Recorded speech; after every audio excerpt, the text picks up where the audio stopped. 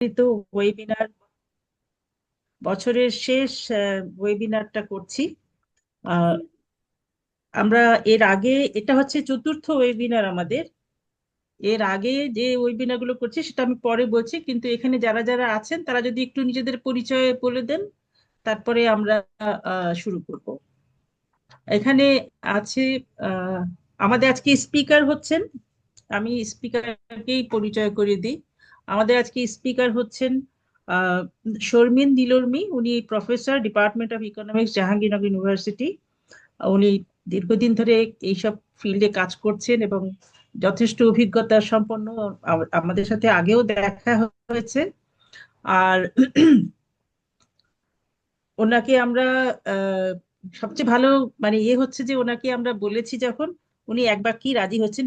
এটাতে আমরা নিজেদেরকেও খুব সম্মানিত বোধ করছি রিবের পক্ষ থেকে। আর আজকের ওনার বলার বিষয় হচ্ছে যে no climate justice without gender justice, যেটা কিনা আমাদের যে বিষয়টা নিয়ে আমরা আমাদের এই প্রকল্প কাজ শুরু করেছে। এবং আমি শুধু প্রকল্প বলবো না, আমি বলবো রিব কাজ শুরু করেছে।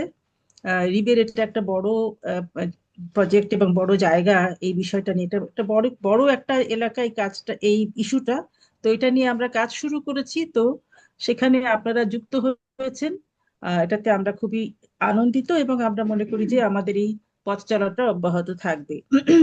আজকে আমাদের আজকে আহ, আজকে যে বিষয়ের উপর আলোচনা হচ্ছে, no climate justice without gender justice, তার নির্ধারিত আলোচক হচ্ছেন Sara Khatun human rights programme, Netz partnership. নেটসে উনি আছেন, নেটস বাংলাদেশে। এবং উনিও আমাদের খুব পরিচিত এবং উনিও অনেক দীর্ঘদিন ধরে এই বিষয়ে কাজ করছে। এবং নেটসের একটা প্রজেক্ট আমি জানি যে উনি দেখছেন এই ইস্যুতে, এই ধরনের ইস্যুতে, জেন্ডার জাস্টিস, ক্লাইমেট নিয়ে উনি কাজ করছেন। তো আমরা মনে করি যে আজকে আমাদের আলোচনাটা অত্যন্ত সমৃদ্ধ হবে এবং সমৃদ্ধ আমরা একটা আলোচনা শুনতে পারবো। শুধু এইটুকু বলি যে উম, জলবায়ু সংকট আসলে একটা বৈষম্যমূলক বাস্তবতা, যেটা আমরা অস্বীকার করতে পারি না। এবং এটা এখন আমাদের চোখের সামনে খুব স্পষ্টভাবে ধরা পড়েছে। বিশেষ করে আমরা যখন দেখি যে জেন্ডার বৈষম্য এবং জলবায়ুর যে বৈষম্য, গ্লোবাল পার্সপেক্টিভে যদি দেখি, সেখানে আমরা দেখি যে একটা পরস্পর নির্ভর সম্পর্ক আছে। এবং এই সম্পর্কটাকে আমাদের মানে আমাদেরকে দেখতে হবে, অ্যাড্রেস করতে হবে এবং এটা নিয়ে আমাদেরকে কথা বলতে হবে।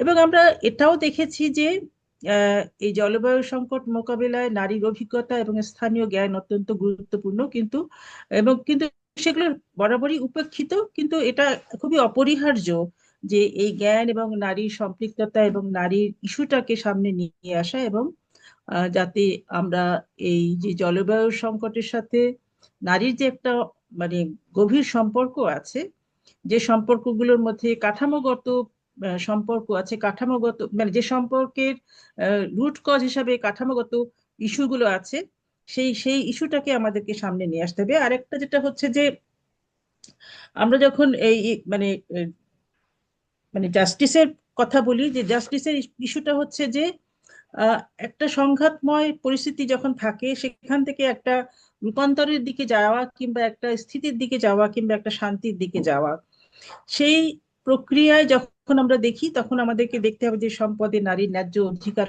হচ্ছে কিনা, তারপরে সিদ্ধান্ত গ্রহণে নারী মানে অর্থবহ অংশগ্রহণ করছে কিনা, কিংবা ক্ষতিগ্রস্ত নারীদের স্বীকৃতি, দায় এবং দায় নির্ধারণ এবং ক্ষতিপূরণ দেওয়া হচ্ছে কিনা, কিংবা এই ধরনের সমস্যাগুলোতে নারীরা যেভাবে ক্ষতিগ্রস্ত হচ্ছে তাদের ক্ষতিপূরণ কিংবা তাদের অংশগ্রহণ কিংবা তাদের পলিসিতে তাদের কথাগুলোকে নিয়ে আসা, এই ইস্যুগুলো যখন আমরা দেখতে পাবো, তখন কিন্তু আমরা বলতে পারি যে এক ধরনের জাস্টিস সেখানে কাজ করে। মানে মানে জাস্টিসের কেন্দ্রীয় ইস্যু হিসাবে এই নারীর ইস্যুটাকে নিয়ে আসা দরকার। তো সেইখানে আমরা বলতে পারি যে আমাদের মধ্যে একটা প্রশ্ন আসছে যে জলবায়ু সংকট হচ্ছে আমাদেরকে একটা নৈতিক প্রশ্নের মুখোমুখি দাঁড় করিয়ে দেয়, যে আমরা কি এমন একটা ভবিষ্যৎ গড়তে চাই যেখানে পুরনো বৈষম্য নতুন সংকটের আড়ালে টিকে থাকবে, নাকি এমন একটা সমাজের রূপান্তর ঘটাতে চাই যেখানে ন্যায় বিচার সবার জন্য নিশ্চিত হবে। এই এই বিষয়ে যে উত্তরটা আপাত দৃষ্টিতে প্রথমে আমাদের মনের মধ্যে আসে, সেটা হচ্ছে যে জেন্ডার জাস্টিস ছাড়া জলবায়ু মানে ন্যায্যতা সম্ভব নয়। তো আজকের বিষয়টা হচ্ছে এটাই, যে বিষয়ে শর্মিন নীলর্মি আরো ডিটেলে আলোচনা করবেন। আমি এবং আমরা একটা খুবই তাৎপর্যপূর্ণ এবং সমৃদ্ধ একটা আলোচনা ওনার কাছ থেকে শুনতে পাবো। এবং এই বিষয়ে সারা জামানো নেটস বাংলাদেশ থেকে উনি এটার উপরে আলোচনা করবেন। এরপরে অন্যান্য যারা আছেন তাদের একটা মুক্ত আলোচনার একটা সুযোগ থাকবে। এবং সেখানে আপনারা যারা কথা বলতে চান তারা হাত তুলবেন, এখানে একটা সিস্টেম আছে হাত তোলার, এবং সেটা হলে পরে তখন আপনাদেরকে আমরা সময় দেবো। তো আমি শর্মিন নীলর্মিকে আহ্বান জানাচ্ছি তার বক্তব্য উপস্থাপন করার জন্য। এখানে একটু বলে রাখি যে এখানে আমাদের উপস্থিত আছেন আমাদের রিবের চেয়ারম্যান ডক্টর শামসুল বারী। তো শর্মিন শুরু করার আগে স্যার আপনি যদি একটু খানি বলেন, তাহলে মনে হয় একটা পরিপূর্ণতা পাবে আর কি ইন্ট্রোডাকশনটা। আপনি যদি একটু বলেন, আমি তারপরে ওদেরকে আমরা স্বাগত শর্মিনকে দিচ্ছি। আমি ওদের স্যার। স্বাগতম জানাই অবশ্যই। তোমাদের এই অনুষ্ঠানগুলোতে আগের সেমিনার ওয়েবিনারেও আমি ছিলাম। আর এগুলো জানার জন্য, এটা ঠিক আমার বিষয় না, কিন্তু জানার আগ্রহ সাধারণ নাগরিকের মতো। এবং তোমাদের সেমিনারগুলো শুনে মনে হয়েছে এ, বাংলাদেশে এর প্রয়োজনীয়তা উপলব্ধি হচ্ছে, সেটা খুব ভালো কথা। রিবের কাজের সঙ্গে ভীষণভাবে জড়িত, তাই তোমরা যে কাজটা করছো মনে হয় বড় একটা কাজ। এবং আমরা এই আজকে তোমার কাছে শুনলাম এটা শেষ ওয়েবিনার হবে, এবং যিনি বলবেন এবং যিনি এর সঙ্গে কমেন্ট জি। করবেন তাদেরকে আমি স্বাগত জানাচ্ছি। আমি এখানে থাকবো উপস্থিত। আমার হয়তো প্রশ্ন করার থাকলে করব, বলার কিছু থাকবে না। সুতরাং মাঝে সাঝে আমার এটা খোলাই থাকবে, হয়তো সব সময় উপস্থিত থাকবো না। ঠিক আছে? তো শারমিন, আপনি শুরু করুন। ধন্যবাদ। ধন্যবাদ স্যার। ধন্যবাদ। আমি রিসার্চ শিওর। ইনিশিয়েটিভ বাংলাদেশ রিপকে ধন্যবাদ জানাচ্ছি আহ, এই বিষয়ে আমাকে কিছু বলবার সুযোগ দেবার জন্য। এবং এটা আমার জন্য সুযোগ, আমার জন্য অত্যন্ত সম্মানের যে আপনাদের মাধ্যমে আমি কয়েকজনের কাছে পৌঁছতে পারছি, যেটা আমার মাঠ থেকে শেখা, যেটা আমি আমার লেখাপড়ার সুবাদে, গবেষণার সুবাদে এবং মানুষের কাছ থেকে জেনে বুঝে যেটুকু শিখেছি। আহ, আজকের এবং সুরাইয়াপা, আপনাকে ধন্যবাদ। আপনি খুবই চমৎকারভাবে আমাকে উপস্থাপন করলেন। আমি অতটার যোগ্য কিনা আমি জানি না, কিন্তু আমি আপনাকে ধন্যবাদ জানাই। আজকের বলবার বিষয় হচ্ছে আমাদের জলবায়ুর ন্যায্যতা এবং জলবায়ু পরিবর্তনের ন্যায্যতার কি নারীর সাথে ন্যায্য ব্যবহার বা নারীর অসমতাকে বজায় রেখে করা সম্ভব, বা নারীর অসমতাকে অ্যাড্রেস না করে কি আমরা জলবায়ু পরিবর্তনের ন্যায্যতার ধারণায় পৌঁছতে পারবো। সেই জায়গা থেকে আমরা আজকে কথা বলবো। জলবায়ু পরিবর্তনের ন্যায্যতা যখন বলি, তখন দুটো বিষয় খুবই আহ, আন্তঃসম্পর্কিত, কিন্তু দুটো আলাদা আলাদা ভাবে বিষয় আবার ভিন্ন ভিন্ন স্ফেয়ারে চর্চিত হয়। একটা হচ্ছে জলবায়ু পরিবর্তন, আর একটা হচ্ছে ন্যায্যতা। ন্যায্যতার ধারণা যখন জলবায়ু পরিবর্তনের আলোচনা টেবিলে আসেনি, অথবা জলবায়ু পরিবর্তন জনিত জ্ঞান খুব একটা এমনকি বিজ্ঞানের বলয়েও ছিল না, তখনও কিন্তু ন্যায্যতার ধারণা এবং অসমতা এগুলো নিয়ে, মানুষের অধিকার নিয়ে কাজ হয়েছে, নারীর অধিকার নিয়ে কাজ হয়েছে, পিছিয়ে পড়া জনগোষ্ঠী, প্রান্তিক জনগোষ্ঠী নিয়ে কাজ হয়েছে। ইদানিং কালে যদি আমি দেখি, তাহলে কয়েকটা কথা খুবই আমরা আমরা দেখি যে খুবই ইন্টারচেঞ্জেবলি, মানে একটার আরেকটার খুবই সহজ পরিপূরক হিসেবে আমরা ব্যবহার করি। একটা হচ্ছে জাস্ট ট্রানজিশন, আরেকটা হচ্ছে ক্লাইমেট জাস্টিস, আরেকটা হচ্ছে আমার গ্রিন ইকোনমির যে ধারণা, গ্রিন এমপ্লয়মেন্ট তৈরি করা, এগুলোর সাথে আমরা আমরা খুব পরিচিত হচ্ছি।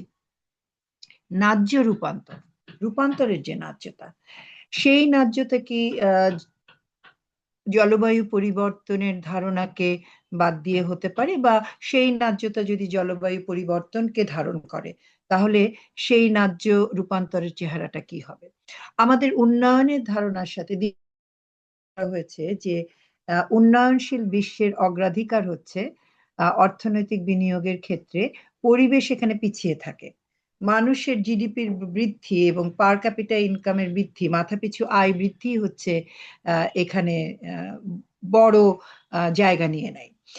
এই যে পরিবেশের সাথে উন্নয়নের সাংঘর্ষিকতার বিষয়টা আমরা বরাবর আমাদের অর্থনৈতিক অ্যাপ্রাইজাল গুলোর মধ্যে সামনে এনেছি। এই জায়গাটাই আমাদের যে বোঝাবুঝির যে ফারাকটা ছিল, গ্যাপটা ছিল, সেটা যে আমাদেরকে একটা ভয়ানক আসলে এনভায়রনমেন্টাল বা পরিবেশগত ঝুঁকির মধ্যে ফেলে দিচ্ছে, জলবায়ু পরিবর্তন জনিত ঝুঁকির মধ্যে ফেলে দিচ্ছে। উন্নয়নশীল দেশের চেহারা একরকম, উন্নত দেশের চেহারা একরকম, কিন্তু ঝুঁকির মধ্যে ফেলে দিচ্ছে। এইটা কিন্তু আমরা দীর্ঘদিন ধরে বুঝিনি, এবং এইটা বুঝেও বিজ্ঞানের বলয়ে যেভাবে চর্চা হয়েছে, আমাদের সমাজ বিজ্ঞানের কাঠামোগত ধারণায় বা সমাজের যে অসমতার কাঠামোগত ধারণায় সেই চর্চাটা আমরা দীর্ঘদিন ধরে আনিনি। তবে আহ ক্লাইমেট চেঞ্জের, জলবায়ু পরিবর্তনের যে বিজ্ঞানের ধারণা বদলানোর সাথে সাথে এর সাথে সংযুক্তভাবে অন্যান্য কার্যক্রম যেভাবে পরিবর্তিত হয়েছে, সেই পরিবর্তনের ধারাক্রমে মানুষ এসেছে জলবায়ুর মধ্যে, এবং এই জলবায়ু পরিবর্তনের মোকাবেলা করবার জন্য শুধুমাত্র কারিগরি কৌশলের দিকে জোর না দিয়ে আন্তর্জাতিক মহলেও কিভাবে সামাজিকভাবে এটা মোকাবেলা করা যায় এবং সমাজের অসমতা কিভাবে সামাজিক শক্তিকে ব্যবহার করে করা সম্ভব, সেই জায়গায় কাজ হয়েছে। সবুজ অর্থনীতি বা সবুজ যে এমপ্লয়মেন্ট, সেই এমপ্লয়মেন্টের ধারণা এবং নারীর যে কর্মসংস্থান, সেই কর্মসংস্থান এই রূপান্তরের ট্রানজিশন এবং জলবায়ু ন্যায্যতার সাথে অত্যন্ত ওতপ্রোতভাবে জড়িত।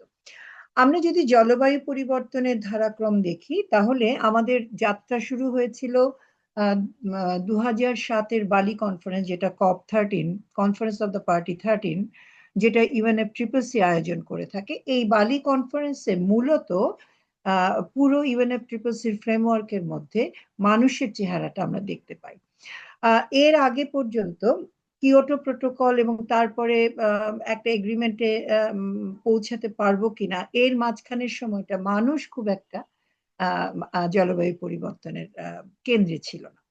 2005-এর দিকে গ্লোবালি পুরো পৃথিবীতে এই আলোচনাগুলো শুরু হয় এবং ডকুমেন্টেশনও শুরু হয় যে জলবায়ু পরিবর্তনের অভিঘাত নারী এবং পুরুষের মধ্যে কি কি ভিন্ন ভিন্ন অভিঘাত তৈরি করে, কি কি ভিন্ন ভিন্ন প্রভাব তৈরি করে, এবং এই ভিন্ন ভিন্ন ভিন্ন প্রভাব তৈরি করবার কারণ কি, অর্থাৎ সমাজের যে কাঠামোগত অসমতা রয়েছে নারীর বিপক্ষে, সেই নারীর প্রান্তিকতার জায়গায় নারী অধিকতর বিপন্ন হয়ে যায় জলবায়ু পরিবর্তনের ধাক্কায়। এখানে একটা কথা বলে নিই, আমি যখন জলবায়ু পরিবর্তন বলছি আজকে, তখন আলোচনার সুবিধার্থে জানিয়ে রাখতে চাই যে জলবায়ু পরিবর্তন এবং জলবায়ুর বিভিন্নতা, অর্থাৎ ক্লাইমেট চেঞ্জ এবং ক্লাইমেট ভ্যারিয়েবিলিটিকে আমরা একই ছাতার আলোচনায় নিয়ে আসছি, একটা আমব্রেলা ডিসকাশনের মধ্যে আনছি। অর্থাৎ আমি যখন জলবায়ু পরিবর্তন ঘটছে কিনা, একেবারে আমার এই ইম্প্যাক্টের একেবারে অ্যাট্রিবিউট হচ্ছে আমার জলবায়ু পরিবর্তন, এইটা আমাকে অনেক সময় হচ্ছে পরিবর্তনটা আমি দীর্ঘকালীন ডেটার অভাবে, তথ্যের অভাবে প্রমাণ করতে পারি না, কিন্তু ইম্প্যাক্টটা কিন্তু রিয়াল।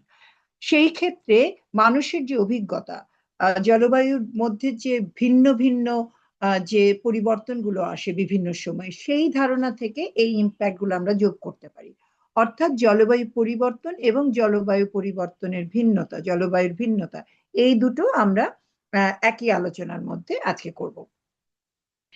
আমাদের ইম্প্যাক্ট 2004-5-এর দিকে আমি বলবো পৃথিবীর বিভিন্ন জায়গায় এই ডকুমেন্টেশনটা শুরু হলো, এবং আমি আজকে খুব নিজের তৃপ্তির সাথে বলতে পারি যে বাংলাদেশ হচ্ছে একটা প্রথম দেশ, বাংলাদেশ গ্লোবাল লেভেলে প্রথম দেশ যারা 2005-6-এর গবেষণায় একটা পুরো সার্বিক ডকুমেন্টেশন করতে পেরেছি আমরা, এবং এটা সরকারের উদ্যোগেই করা হয়েছে। মানে সরকারি সংস্থাগুলো, ডিপার্টমেন্ট অফ এনভায়রনমেন্ট চেয়েছে যে এই কাজটা হোক।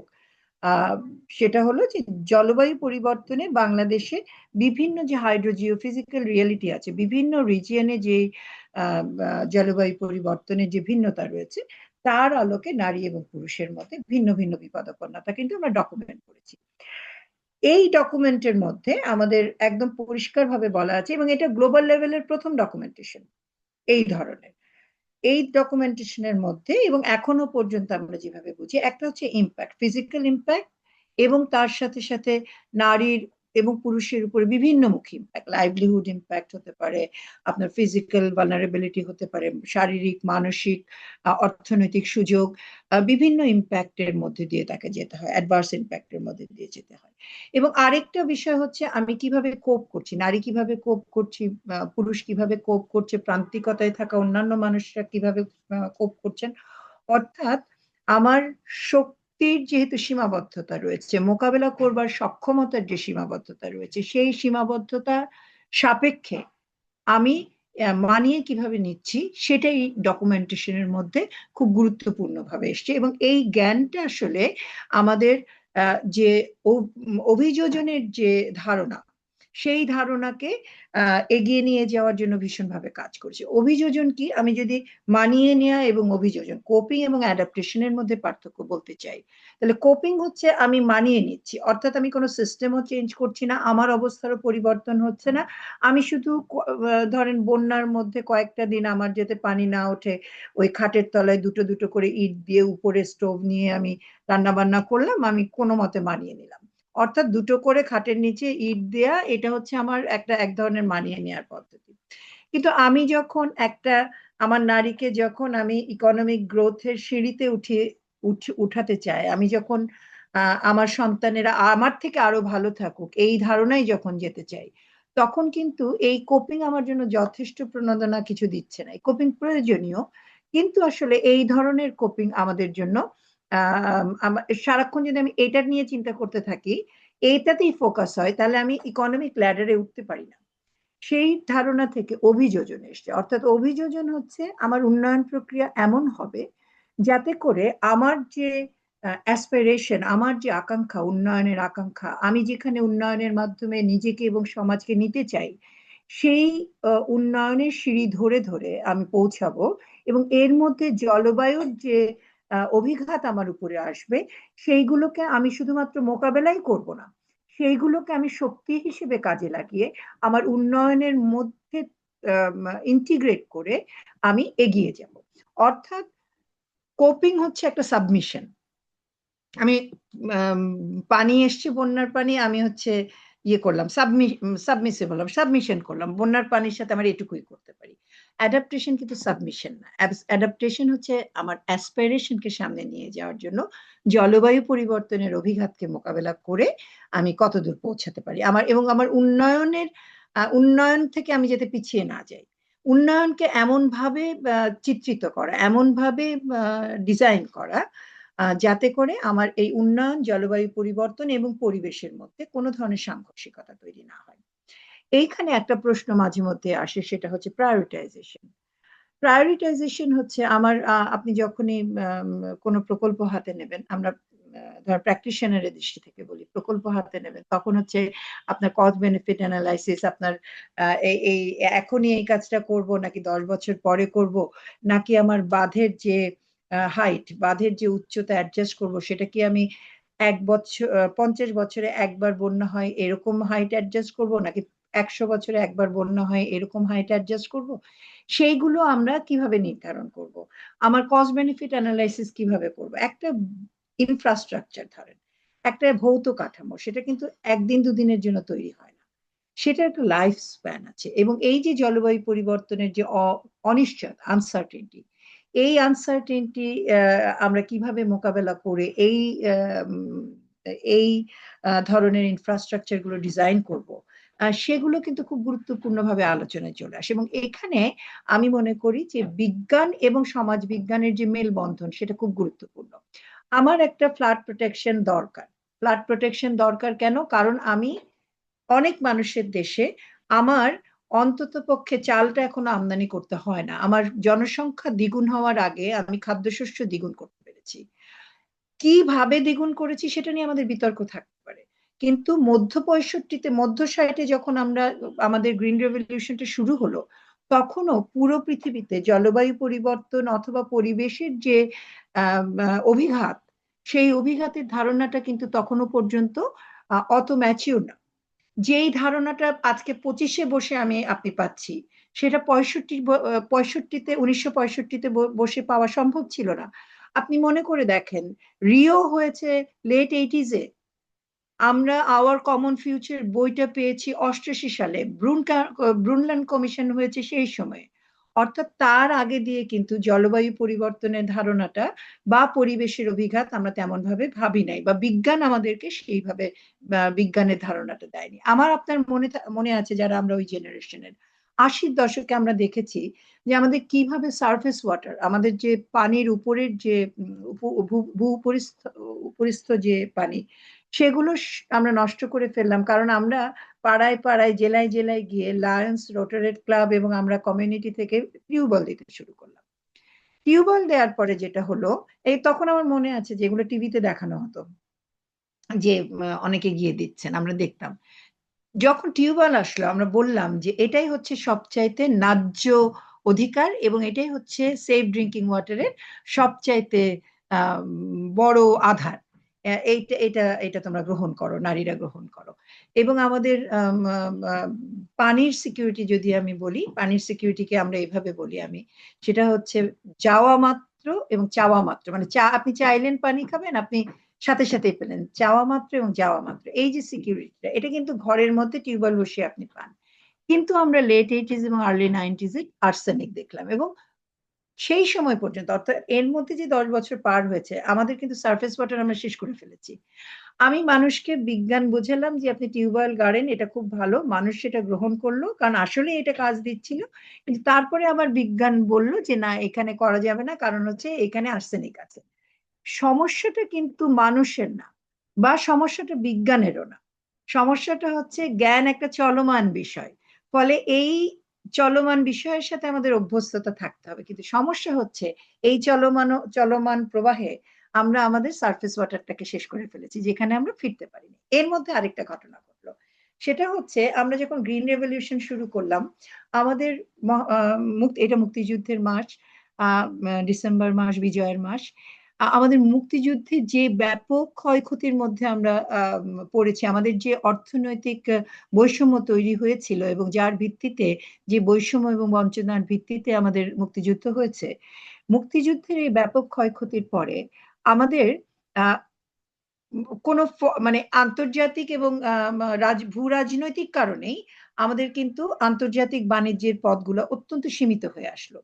এবং সেই সময়ে আমাদের নিজের ঘরে খাদ্য উৎপাদন করা ছাড়া আর কোনো ধরনের উপায় ছিল না। দেখেন, 43-এর মন্বন্তর কিন্তু তখনও জীবিত অভিজ্ঞতা। 71-এ যারা বেঁচে আছেন, 43-এর মন্বন্তর তখন আমাদের জীবিত। আমাদের কিন্তু দুর্ভিক্ষ এবং খাবার আমাদের মনোজগতে কিন্তু বিরাট একটা প্রভাব ফেলে। আমাদের প্রতিবার, এই যে সামনে ইলেকশন হচ্ছে, আপনি দেখবেন যে প্রতিটা রাজনৈতিক দল বলবে যে আমি 20 টাকায় বা 30 টাকায় ধান খাওয়াতে চাই, চাল খাওয়াতে চাই। তো এই যে মনোজাগতিক বিষয়, আপনি কিছুই না বললেও এই একটা কথা বলা হবে। অর্থাৎ ধান এবং চাল এবং খাবার আমাদের রাজনৈতিক অঙ্গনেও বিরাট একটা বড় ভূমিকা পালন করে। এবং তারপরে 74-এর দুর্ভিক্ষ, এই যে আমাদের আমাদের যে দুর্ভিক্ষের যে মোকাবেলা করবার স্মৃতি এবং তার সাথে যে আমাদের রাজনৈতিক অর্থনীতির যে যোগাযোগ, সেটা কিন্তু সাংঘাতিকভাবে প্রভাব ফেলেছে আমাদের 50-55 বছর ধরে। এবং এখানে আমরা দেখলাম যে আমরা যখন স্বাধীনতার পরে আমাদের ডলার বাইরে নিয়ে যাওয়ার জন্য, তখন ছিল পাউন্ড আমাদের মিডিয়াম অফ এক্সচেঞ্জ, কিন্তু এর পরে আসলো ডলার। মাত্র $10 আমরা অ্যালাউড ছিলাম, বাংলাদেশ ব্যাংক থেকে মাত্র $10 অ্যালাউড ছিল একজন ব্যক্তি এক ক্যালেন্ডার ইয়ারে দেশের বাইরে নিয়ে যেতে পারে। আমরা এখন কিন্তু $12,000 পাই। হ্যাঁ, মাত্র $10 ছিল, এবং সেটা $1 বাড়ানোর জন্য তো সেন্ট্রাল ব্যাংক থেকে নিতে হতো, আপনাকে অনুমোদন নিতে হতো। তাহলে অর্থনীতিটা কোথায় ছিলাম আমরা একটু বোঝার চেষ্টা করি। ফার্স্ট 5 ইয়ার প্ল্যানে স্পষ্ট বলা আছে, 72-এ যেটা 72-73-এ যেটা ফার্স্ট 5 ইয়ার প্ল্যান হলো, বলা আছে যে পুরো 5 বছর আমরা যদি একাগ্রভাবেও চেষ্টা করি এই প্ল্যানকে সফল করবার জন্য, তারপরেও আমাদের 71-এর, আমরা কেবলমাত্র 71-এর আগের যে অর্থনৈতিক অবস্থায় ছিলাম সেই অবস্থায় ফেরত যেতে পারবো। কারণ কি?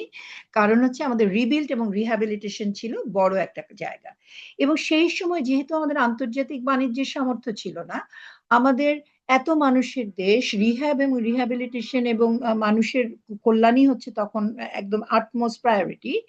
আমাদের লেবার ইন্টেন্সিভ টেকনোলজি ছাড়া উপায় ছিল না। অর্থাৎ আমরা শ্রম ঘন কাজে গেলাম। এত কথা কেন বলছি? কারণ হচ্ছে সেই সময় আমাদের এক ফসল হতো, আমরা ড্রাই সিজনটাকে ধরতে পারতাম না। আমরা সারফেস ইরিগেশন দিয়ে যেটুকু আমরা করতে পারি। আমি আপনাদেরকে উদাহরণ দিই, যখন 43-এর মন্বন্তর হয় সেই সময়ে আমার বোরো ধান ছিল হচ্ছে 3% নিচে টোটাল ধানের বাস্কেটের, প্যাডি বাস্কেটের। আর এখন বোরো ধান হচ্ছে প্রায় 60%-এর কাছাকাছি আমাদের যত ধান উৎপাদন করি। অর্থাৎ এই যে ট্রানজিশনটা হয়েছে, আমি একটা সিজন যেটাকে ফ্যালো রাখতাম আমি সেটাকে ব্যবহার করেছি। সেটাকে আমি কিভাবে ব্যবহার করেছি? আমি আন্ডারগ্রাউন্ড ইরিগেশন করেছি, গ্রাউন্ড ওয়াটার ইরিগেশন করেছি। আমি যখন 78, 79, 80-তে গ্রাউন্ড ওয়াটার ইরিগেশন করি, সেই ইরিগেশনের ডিজেল আমাকে পেতে হয়েছে মধ্যপ্রাচ্য থেকে।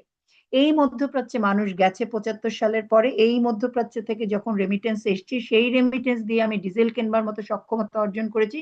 সেই ডিজেল দিয়ে আমি আন্ডারগ্রাউন্ড ইয়ে করেছি, ইরিগেশন শুরু করেছি। এবং এই ইরিগেশনের ক্ষেত্রে মানুষকে এই কৃষকের কাছে এই টেকনোলজি পৌঁছে দেওয়ার জন্য আমরা বিএডিসি তৈরি করেছিলাম, বাংলাদেশ এগ্রিকালচার ডেভেলপমেন্ট কর্পোরেশন, যাদের মাধ্যমে সরকারি ব্যবস্থাপনায় আমরা কৃষকের কাছে বীজ, সেচ এগুলো পৌঁছে দিয়েছি।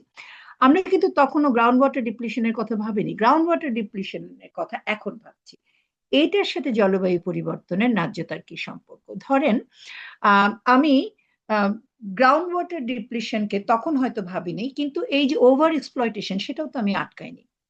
আমার জলবায়ু পরিবর্তনে আমার যখন শীতকালের বৃষ্টিপাত তো কমেছে, আবার ধরেন আমার মৌসুমী বৃষ্টিপাতের ধারাক্রম বদলেছে। এবং এইখানে কোনো কোনো এলাকায়, যেমন বারিন্দ এরিয়ায়, তার ভৌগোলিক গঠনই এরকম, মাটির গঠনই এরকম যে বৃষ্টির পানি পার্কুলেট করতে পারে না, সারফেস ওয়াটার পার্কুলেট করে যেতে পারে না, সেইখানে রিচার্জ খুবই কম। আমরা সেইখানেও অ্যালাউ করেছি হচ্ছে বোরো ধান উৎপাদন মাটির নিচ থেকে ডিপ্লিট করবার জন্য। কারণ হচ্ছে আমি ঠিক করেছি পানির কোনো দাম নাই। অর্থাৎ পানি হচ্ছে ওই যে কোট অ্যান্ড কোট অমূল্য বলি, কিন্তু পানি যে অত্যন্ত মূল্যবান সেই কোট অ্যান্ড কোট অমূল্যের মধ্যে হারিয়ে যায় আর কি। পানির কোনো প্রাইসিং আমরা করিনি।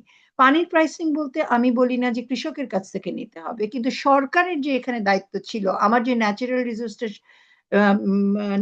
হারিয়ে যাচ্ছে সেখানে দায়িত্ব ছিল। এখানে নারীর সাথে ন্যায্যতার কি সম্পর্ক?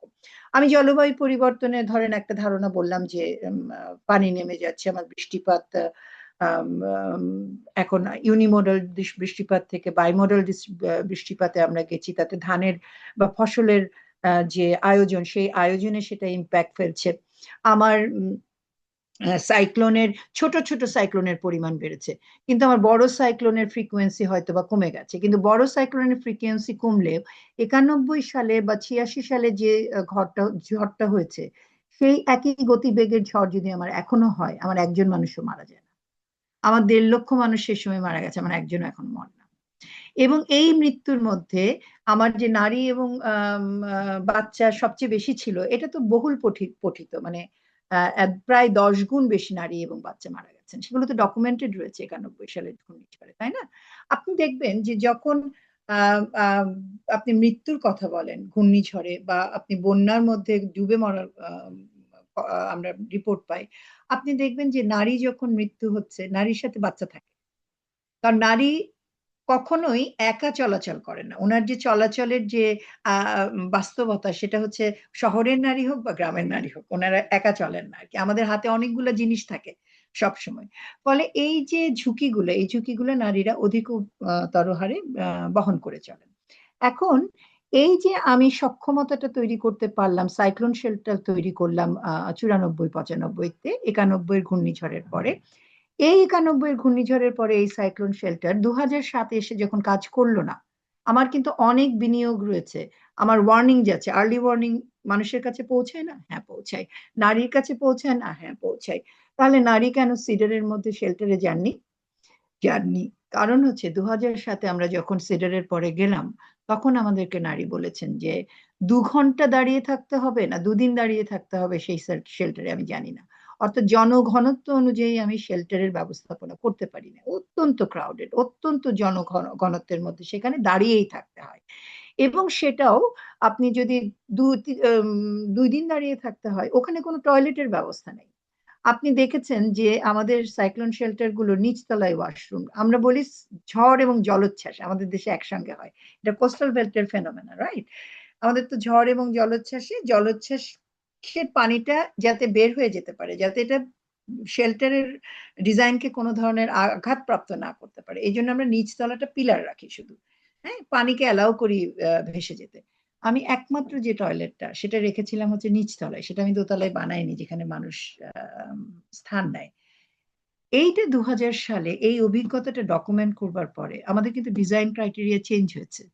আমাদের আগের নির্মিত শেল্টার গুলো রেট্রোফিটিং হচ্ছে, নতুন ডিজাইন এসছে, এবং এখনকার ডিজাইন গুলোতে একদম বলে দেয়া আছে যারাই করুন না কেন, এলজিডি করুন বা অন্য কোনো প্রতিষ্ঠানই করুন, ওনারা কিন্তু নারীদের জন্য সেই জায়গাগুলো রাখেন, র্যাম্পের জায়গা হয়েছে। আর র্যাম্পের জায়গা করেছেন আপনি, অ্যাপ্রোচ রোডটা হয়তো বা ঠিক মতো বানান, এগুলো তো আছে, এই গভর্নেন্সের জায়গাগুলো তো আছে, কিন্তু হয়েছে। এখন আপনি যদি আমাকে জিজ্ঞাসা করেন যে 95 যে আমি তাহলে এই যে ঘূর্ণিঝড় বানিয়েছি সেটা কি জেন্ডার ব্লাইন্ড ছিল, আর সেটা কি আমি ভুল করেছি? হ্যাঁ, জেন্ডার ব্লাইন্ড ছিল, কিন্তু আমি ভুল করি নাই আসলে, কারণ আমার তখন জ্ঞান বলে নাই যে আমার আরো কিছু প্র্যাকটিক্যালিটিস লাগবে। আমার জ্ঞান অভিজ্ঞতা দিয়ে আমি 2000 সালে যখন জেনেছি তখন আবার আমি এটাকে ঠিক করার চেষ্টা করছি। অর্থাৎ আমি এই যে ন্যায্যতার ধারণা, এটা ধীরে ধীরে এগিয়ে গেছে এবং ধীরে ধীরে পরিবর্তিত হয়েছে। হ্যাঁ, ফলে আমার প্রথম হচ্ছে আমার ডেথ থেকে প্রোটেকশন, আমার জীবন বাঁচানো, সেটাই আমরা চেষ্টা করেছি আমাদের 95, 94, 95 অর্থনৈতিক সক্ষমতা দিয়ে। আমরা এর বেশি ভাবিনি। আবার যখন মধ্য আয়ের দেশে যাওয়ার জন্য, উন্নীত হওয়ার জন্য চেষ্টা করছি, আমাদের অর্থনৈতিক উন্নয়নের ধারাক্রম যখন বিভিন্নমুখী অগ্রগতির মধ্যে দিয়ে যাচ্ছে, তখন আমরা ভেবেছি যে না, এখন আমি শুধু বাঁচা না, কত ভালোভাবে ওই সময়টা বাঁচবো, আহ আমার মর্যাদা, উইথ রেসপেক্ট, আমি সেই জায়গাগুলো দেখবো। অর্থাৎ ন্যায্যতার ধারণাও আপনার পরিবর্তিত হচ্ছে, এবং সেটাও আমার অর্থনীতির সামর্থ্য, আমার প্রায়োরিটাইজেশন, এগুলোর উপরে জড়িত। সমাজ কিভাবে প্রায়োরিটাইজ করে, নারীর ধারণা, নারীর তো ধরেন কেয়ার ইকোনমি, নারী প্ল্যানেটের কেয়ার নেয়, পরিবেশের কেয়ার নেয়, নারী একজন ব্যক্তি হিসেবে তার পরিবার এবং সমাজের কেয়ার নেয়। এই দুটার মধ্যে তো সাংঘর্ষিকতা নেই। নারী হচ্ছে এই যে আমরা জলবায়ু পরিবর্তনের ধারণার মধ্যে আমাদের একটা ভালনারেবল এবং স্যাভোয়ার, এই যে আমরা বিপদাপন্নতা এবং নারী হচ্ছে বাঁচিয়ে রাখে, এই দুই বাইনারির মধ্যে যে পড়েছি, এই দুই ধারণার, এই বাইনারির মধ্যে আসলে আমাদের থাকার কোনো কারণ নাই। এর বাইরে গিয়ে যে নারী বিপদাপন্ন, সেই নারী কিন্তু আবার তার কিছু না কিছু শক্তি আছে, সেই শক্তির উপরেই তাকে তৈরি করতে হয়েছে এবং তিনি সেভাবেই চেষ্টা করেন। এই যে ব্যক্তি, আমরা ইকোনমিক্সে বলে থাকি হচ্ছে, প্রথম ক্লাসে পড়ায় মাইক্রো ইকোনমিক্স 101, সেটা হচ্ছে human beings are rational. Human beings are rational মানে মানুষ যৌক্তিক, অর্থাৎ এবং মানুষ নিজের ইন্টারেস্টটা সবচেয়ে বেশি ম্যাক্সিমাইজ করতে চায়। এই যে ধারণা, সেটা হচ্ছে নিওলিবারেল, এই যে ইন্ডিভিজুয়ালিস্টিক যে ধারণা, সেখানে কিন্তু কেয়ার থেকে আপনাকে বিচ্যুত করে দিবে, কেয়ার ইকোনমি থেকে আপনাকে বিচ্যুত করে দিবে। আমরা কর্মসংস্থান তৈরি করব, নিজের জন্য ভাববো, আমরা সারাক্ষণে যখন নিজের জন্য ভাবতে থাকি তখন আসলে কেয়ার ইকোনমির কি হবে? এবং কেয়ার ইকোনমিও দেখবেন যে আমরা যে সাজেশন গুলো দেয় সেটা কমোডিফিকেশনের দিকেই যায়। আমার কেয়ার সার্ভিস তৈরি করতে হবে, আমার আমার বাচ্চাটাকে এই জায়গায় রাখতে হবে, আমার বাচ্চাটার এই জায়গায় রাখার জন্য যাতে আমার সহজে অ্যাক্সেসিবল ফাইন্যান্সিং থাকে, আমি যাতে ঠিকঠাক মতো এফোর্ড করতে পারি, এই যে এই সমস্ত ধারণাগুলো, এটা তো সবই বাস্তবতার উপরে দাঁড়িয়ে ধারণা। কিন্তু এই এগুলোর মধ্যে থেকে আমরা আমরা যদি কেয়ার ইকোনমি দেখি, দেখবো যে একটা লং রানে আমাদের সার্ভিসটা আছে কিন্তু কেয়ারটা নাই। সেটা আবার খুব ইন্টারেস্টিং হয় আর কি, কেয়ার ইকোনমি যখন আপনি আমরা যখন বলি। এখন এই কেয়ার ইকোনমি আপনি কিভাবে জলবায়ু ন্যায্যতার সাথে সম্পর্কিত করবেন? দেখবেন যে মানুষ, নারী, আমাদের আমাদের তো সরকারের উপাত্ত রয়েছে যে আমাদের কৃষিতে ছেলেদের অংশগ্রহণ কমছে এবং কৃষিতে নারীর অংশগ্রহণ বাড়ছে। কৃষির নারীর অংশগ্রহণ বাড়ছে, এই প্রবণতাটা আবার গত 2-3 বছর একটু কমেছে, এখন কৃষিতেও নারীর অংশগ্রহণ কমছে। কিন্তু ইন্টারেস্টিং হচ্ছে আমাদের এই যে 21 থেকে 29 এই বয়স রেঞ্জে নারীদের অংশগ্রহণ, শুধুমাত্র এই বয়স রেঞ্জে নারীদের অংশগ্রহণ কৃষিক্ষেত্রে বেড়েছে। এখন আমি যদি আপনাকে জিজ্ঞাসা করি যে আমি যদি অডিয়েন্সকে জিজ্ঞাসা করি যে আপনার আমার ছেলে মেয়েদেরকে কি আমি কৃষক হতে উৎসাহিত করব, কৃষিতে যেতে উৎসাহিত করব? বেশিরভাগই উত্তর হচ্ছে না। তাহলে আমার যখন 21 থেকে 29 বছরের নারীরা অধিকতর হারে কৃষিতে যাচ্ছেন, তাহলে সেই ক্ষেত্রে আমার যে জনমিতির যে সুবিধাটা, ইকোনমিক ডিভিডেন্ড বা পপুলেশন ডিভিডেন্ড যেটা পাওয়ার কথা, অর্থাৎ এই নারীরাই তো তৈরি হয়ে আগামী 40 বছর ধরে অর্থনীতিকে সচল রাখবেন, সেই ধারণাটা তো মার খায় আসলে। অর্থাৎ আমি লো রেমিউনারেশন, লো প্রোডাক্টিভিটির মধ্যে আটকে থাকছি। এবং এই যে আমি আমি লো রেমুনারেশন, লো প্রোডাক্টিভিটির মধ্যে, লো পে এবং লো প্রোডাক্টিভিটির মধ্যে আটকে রাখছি, সেটার সাথে আমার ডোমেস্টিসিটি কিন্তু জড়িত। অর্থাৎ আমি আমার ঘরের আঙিনা এবং সাথে লাগানো হয়তো বড় জোর হচ্ছে কিছু জমি, এগুলো নিয়ে আমি হচ্ছে কাজ করি। আমি কিন্তু এর বাইরে যাচ্ছি না। অর্থাৎ আমার মোবিলিটি তৈরি হওয়া, আমার গেইনফুল এমপ্লয়মেন্ট তৈরি হওয়া, এটার মধ্যে কিন্তু আমি যাচ্ছি না। আমাদের দেখবেন unpaid family labour, labour force সার্ভেটা যদি আমরা দেখি, আনপেইড ফ্যামিলি লেবারের প্রিভ্যালেন্স আমরা ভীষণভাবে রয়েছে, তাই না? এখান থেকে আমি যদি নারীর জন্য ন্যায্যতা তৈরি করতে চাই, তাহলে আমি যদি নারীকে এখান থেকে ছিটকে আবার ধরেন বাইরের কাজের জগতে আনি, তাহলে আমার কেয়ার ইকোনমির কি হবে? কারণ কেয়ার ইকোনমি তো তৈরি হয়নি। ফলে এই জায়গাগুলোই কিন্তু আমাদের অনেক ধরনের ভাবনার আছে। আমরা যখন এগুলো বলি, তখন আমরা এটা বলি না যে আমাদের নারীর ল্যান্ড নাই, সত্যি কথা, কিন্তু লিজিং সিস্টেম যেটা চালু হয়েছে বাংলাদেশে, এখন লিজ ইকোনমি কিন্তু আছে, এটা কিন্তু একটা ডিপার্চার। অর্থাৎ এটা নারীর জন্য একটা সুযোগ তৈরি করে দিচ্ছে যে সে লিজ নিয়ে হলেও নিজের নামে সে কিছু কাজ করতে পারে। আমরা তো দেখেছি যে ব্যাংকিং, ফাইন্যান্সিয়াল এবং নন ফাইন্যান্সিয়াল ইনস্টিটিউটের কাছে নারীর যে অ্যাক্সেস, সেই অ্যাক্সেস গুলো নারীকে অধিকতর হারে বিভিন্নমুখী অর্থনৈতিক কাজের সাথে যুক্ত করে। একটা ইন্টারেস্টিং জিনিস, আমি একটা গ্লোবাল লিটারেচার আপনাদের সাথে গ্লোবাল লিটারেচার করতে চাই, শেয়ার করতে চাই। এফএও পুরো পৃথিবীতে কাজ করে ওনারা বলছেন যে হ্যাঁ, এটা সত্যি কথা যে নারী কৃষিতে কম প্রোডাক্টিভ। এখন এটা তো খুব চিন্তার কথা, দুশ্চিন্তার কথা যে নারী কম প্রোডাক্টিভ, সেই নারী আবার এগ্রিকালচার প্রোডাকশনে যাচ্ছে আমাদের দেশে, তাহলে আমার ফুড সিকিউরিটির কি হবে? আমার তো প্রোডাকশন কমে যাবে। আসলেই তো চিন্তার ব্যাপার। এখন আমরা মাঝে মাঝে খুব খুশি, হ্যাঁ আমি তো বলেছিলাম যে, ওই যে বলেছিলাম না যে নারী তুমি তো খুবই আসলে তুমি কাজ কম পারো। হ্যাঁ? কিন্তু আমি এই তথ্য জেনে থেমে যাই, কিন্তু আমি জিজ্ঞাসা করিনি যে কেন নারী কম প্রোডাক্টিভ। নারী কম প্রোডাক্টিভ তার কারণ হচ্ছে তাকে যে জমিটা দেয়া হয় সাধারণত, এমনকি বাবার বাড়ি থেকেও যেটা দেয়া হয়, যদিও বা দেয়া হয়, দেখবেন যে ভাইয়েরা ওই ভালো জমিগুলো যেখানে উৎপাদনশীল জমি সেগুলো করে ফ্যালো ল্যান্ড যেটা, সেটা সাধারণত নারীকে দেয়া হয়। আমার এক্সটেনশন সার্ভিস, পুরো এক্সটেনশন সার্ভিস 30%, সে যদি 100 জনকে সার্ভিস দেয়, 30% হচ্ছে নারী।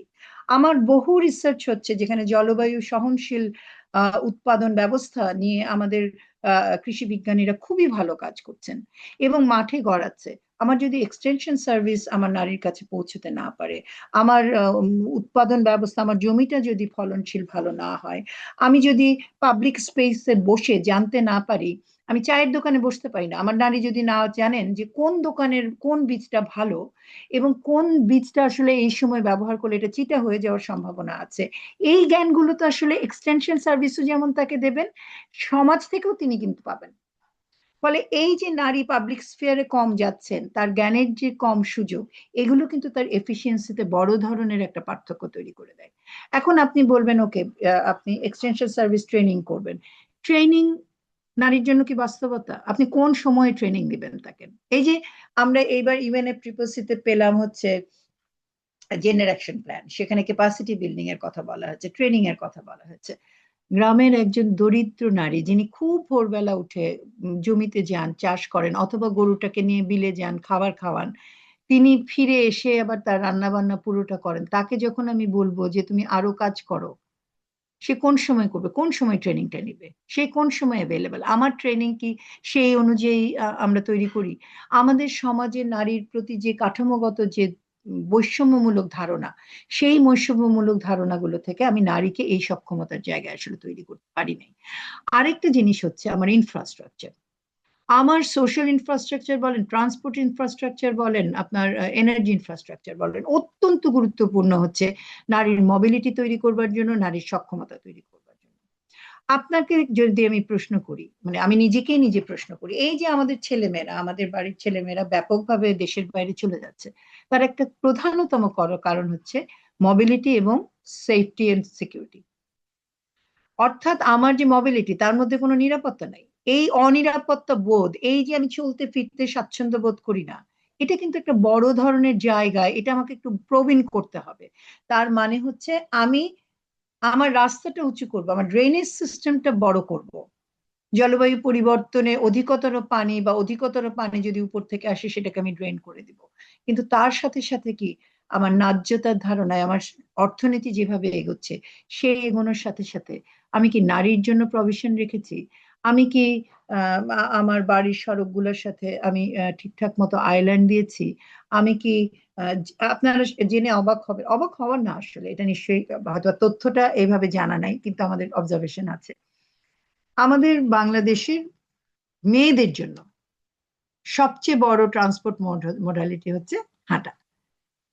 আপনি গার্মেন্টস ইন্ডাস্ট্রির মেয়েদেরকে দেখেছেন, সকালবেলা হেঁটে হেঁটে সারিবদ্ধভাবে রাস্তা পার হচ্ছে, ইন্ডাস্ট্রিতে যাচ্ছে, আবার সারিবদ্ধভাবে হেঁটে হেঁটে আসছে। আপনি খালি চিন্তা করেন তো, এই নারীগুলা যদি আমার ট্রান্সপোর্ট সিস্টেমের উপরে সকাল এবং বিকাল যদি ভরসা করতো, আমার ট্রান্সপোর্ট সিস্টেম কোন জায়গায় পৌঁছাতো? এই নারীগুলো হেঁটে হেঁটে, এখন আমি তাকে পিঠ চাপড়ে দিতে পারি যে তোমার কার্বন ফুটপ্রিন্ট খুবই কম, আমার গার্মেন্টস এর কার্বন ফুটপ্রিন্ট খুবই কম, কিন্তু সেটা কিন্তু নারীর ন্যায্যতার সাথে যায় না। এখন আপনি যখন গার্মেন্টস এর ক্লাস্টার করবেন, ইপিজেড করবেন, তাহলে আপনি এই নারীটার জন্য এসকেলেটরের কি ব্যবস্থা রেখেছেন? ফুট ওভার ব্রিজ কি করেছেন? স্পিড ব্রেকার কি রেখেছেন? আমার ইনফ্রাস্ট্রাকচারে রোডস এন্ড হাইওয়েজ নিয়ে যারা কাজ করেন, ওনারা কি এই ধারণাগুলোর সাথে আম, এই ধারণাগুলো নিয়ে কাজ করবেন? অথবা ধরেন আমার যে সোলার ইরিগেশন পাম্প, এই সোলার ইরিগেশন পাম্পে নারীর সক্ষমতা, নারী এন্টারপ্রাইজ হিসেবে আসবার জন্য তার কি কি ধরনের দক্ষতা লাগবে, কি কি ধরনের সক্ষমতা লাগবে, সেই সক্ষমতার জায়গায় কি আমি তাকে কি কোন সক্ষমতা দিতে পেরেছি? অর্থাৎ আমি যদি ডোমেস্টিসিটির মধ্যেও থাকি, তাও নারীর জন্য সক্ষমতা তৈরির জন্য আমি কি কি করেছি, এবং নারীর জন্য ভ্যালু চেইনে নারীকে যুক্ত করবার জন্য তার যে মোবিলিটি প্রয়োজন, অথবা তিনি যাকে দিয়ে করাবেন তার মোবিলিটি যে প্রয়োজন, একটা নিশ্চিত মোবিলিটি যে প্রয়োজন, সেই জায়গাগুলো আমি নারীর জন্য কিভাবে কাজ করতে পেরেছি। আমার মনে হয় ফর অল প্র্যাকটিক্যাল রিজনস ওই জায়গাগুলো দেখাটা এখনকার বাস্তবতায় খুব জরুরি। আর আরেকটা কথা বলবো, সেটা হচ্ছে যে কেয়ার ইকোনমিতে আমাদের, ধরেন এই যে অ্যাডাম স্মিথের কথা বলেন, আমরা বলি আমরা গুরু মানি অর্থনীতিতে। অ্যাডাম স্মিথ অনেক বড় বড় তত্ত্ব দিয়েছেন, অনেক ভালো কাজ করেছেন। উনি বুচারদেরকে নিয়ে লিখেছেন, বিভিন্ন শ্রেণী পেশার মানুষদেরকে নিয়ে লিখেছেন।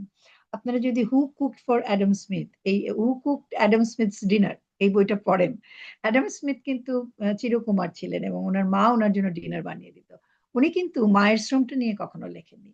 এই যে আমরা মিস করে যাই, হ্যাঁ, যিনি কেয়ার নিচ্ছেন তার জন্য যে আমি আসলে প্রভিশনটা তৈরি করি নাই, তার জন্য আমি দেখবেন যে আমি যে ইনফ্রাস্ট্রাকচারের কথা বলছিলাম, আমি যখন এক জায়গায় যাই, সকালবেলা যখন রওনা হই, আমার হাতে কিন্তু অনেকগুলো ব্যাগেজ থাকে, আমি বাচ্চাকে এক জায়গায় নামাই, আমি আমি তারপরে কাজে যাই, আবার ফেরার সময় বাজার করি, বাজার করে ফেরার পথে বাচ্চাকে আরেক জায়গা থেকে তুলি, তারপরে আবার বাসায় ফিরি। ফলে আমার ট্রান্সপোর্ট মোডালিটি এবং আমার হাজবেন্ড বা আমার বাড়ির আরেকটা ছেলে ট্রান্সপোর্ট মোডালিটি কিন্তু সবসময় এক হয় না।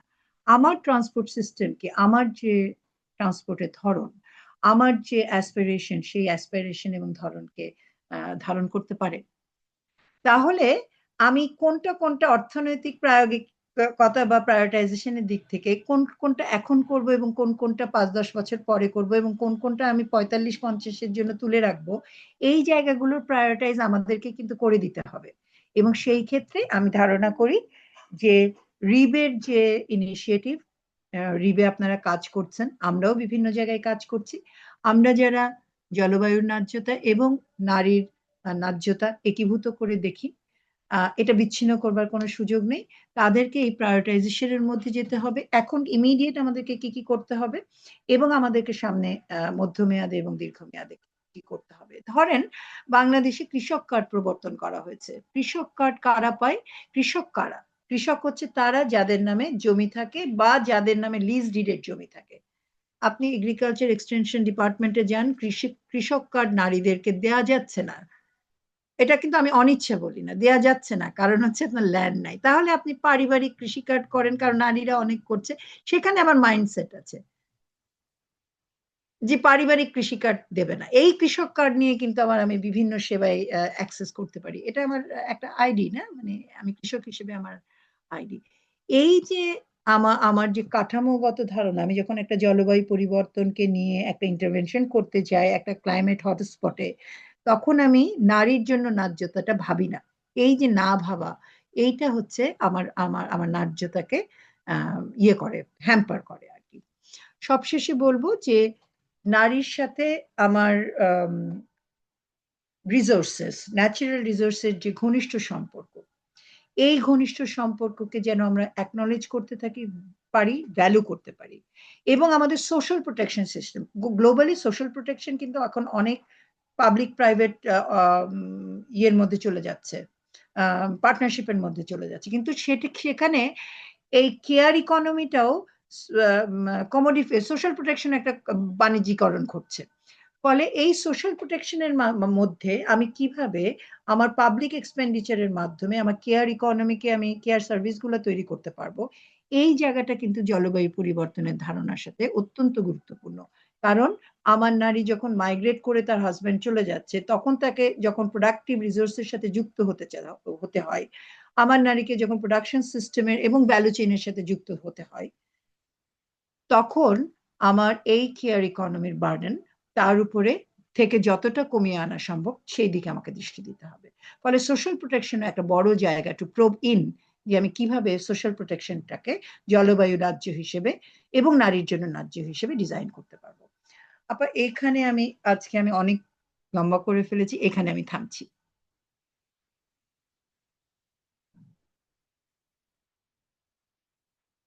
স্যার আপনি একটু আনমিউট করে নেন, স্যার মনে হয় কিছু বলতে চাচ্ছেন। হ্যাঁ, না, আমি বলতে চাইছি আমি একেবারে মন্ত্রমুগ্ধের মতো শুনলাম। এবং এই সমস্যাটা নিয়ে তো তোমার অনেক সেমিনার টেমিনারে গেছি এবং তাতে অনেক সমৃদ্ধ হয়েছি, কিন্তু আজকে আমার পুরো জিনিসটা আরো খোলাসা হলো। সেই জন্য শারমিনকে আমি ভীষণভাবে অভিনন্দন জানাচ্ছি। এবং আমি আশা করব সুরাইয়া, এখানে জি। কিন্তু অনেক বিষয় এসছে নতুন, যেগুলো গত কয়েকটা মিটিং এ আসেনি। আমার মানে জিনিসটা আমাদের কাছে অনেক পরিষ্কার হলো। তার ভিত্তিতে আমাদের কার্যক্রমের কোনো তফাৎ এবং আমরা যেটা প্রডিউস করব আমাদের লেখার মাধ্যমে, সেগুলো যেন আরো জি। সমৃদ্ধ হয়। কেন আজকের এই ইয়ের পরে আমাদের জ্ঞান কিন্তু অনেক বর্ধন হলো, ফলে আমাদের দায়িত্ব অনেক বাড়লো। তো শারমিন, ধন্যবাদ। ধন্যবাদ। ধন্যবাদ স্যার, আপনি খুব ভালো বলেছেন।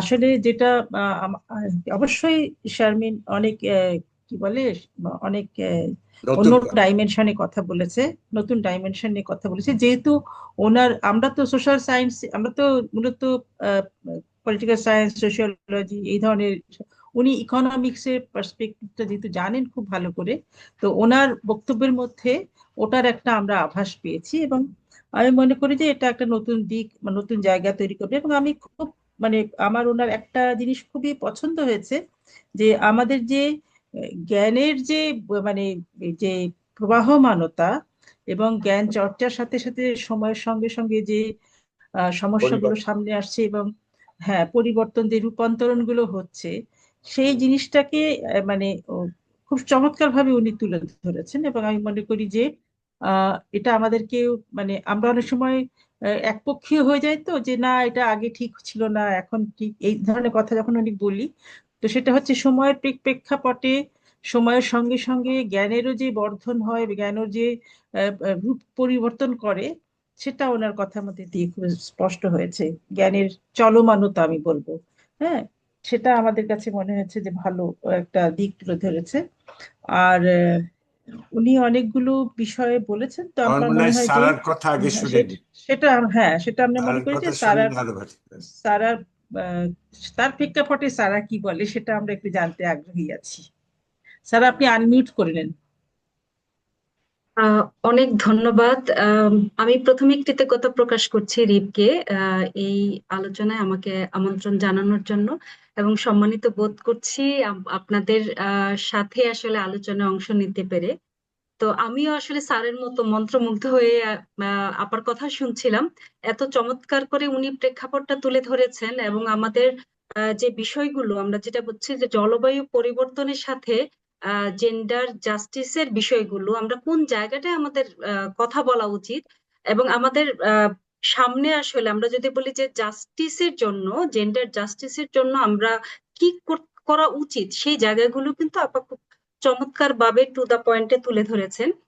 আহ আমিও আমার আলোচনার প্রেক্ষিতে আমি যেটা চেষ্টা করব যে বাস্তব অভিজ্ঞতার জায়গা গুলো তুলে ধরার জন্য, এবং তার সাথে রিলেট করা, যে আমরা সবসময় আহ, যেটা চিন্তা করি যে প্রথমত হচ্ছে জেন্ডার ক্লাইমেট জাস্টিস, ক্লাইমেট ইস্যুটাকে অনেক সময় মনে করা হয় যে এটা তো, এটার সাথে আসলে জেন্ডারের সম্পর্কটা কি।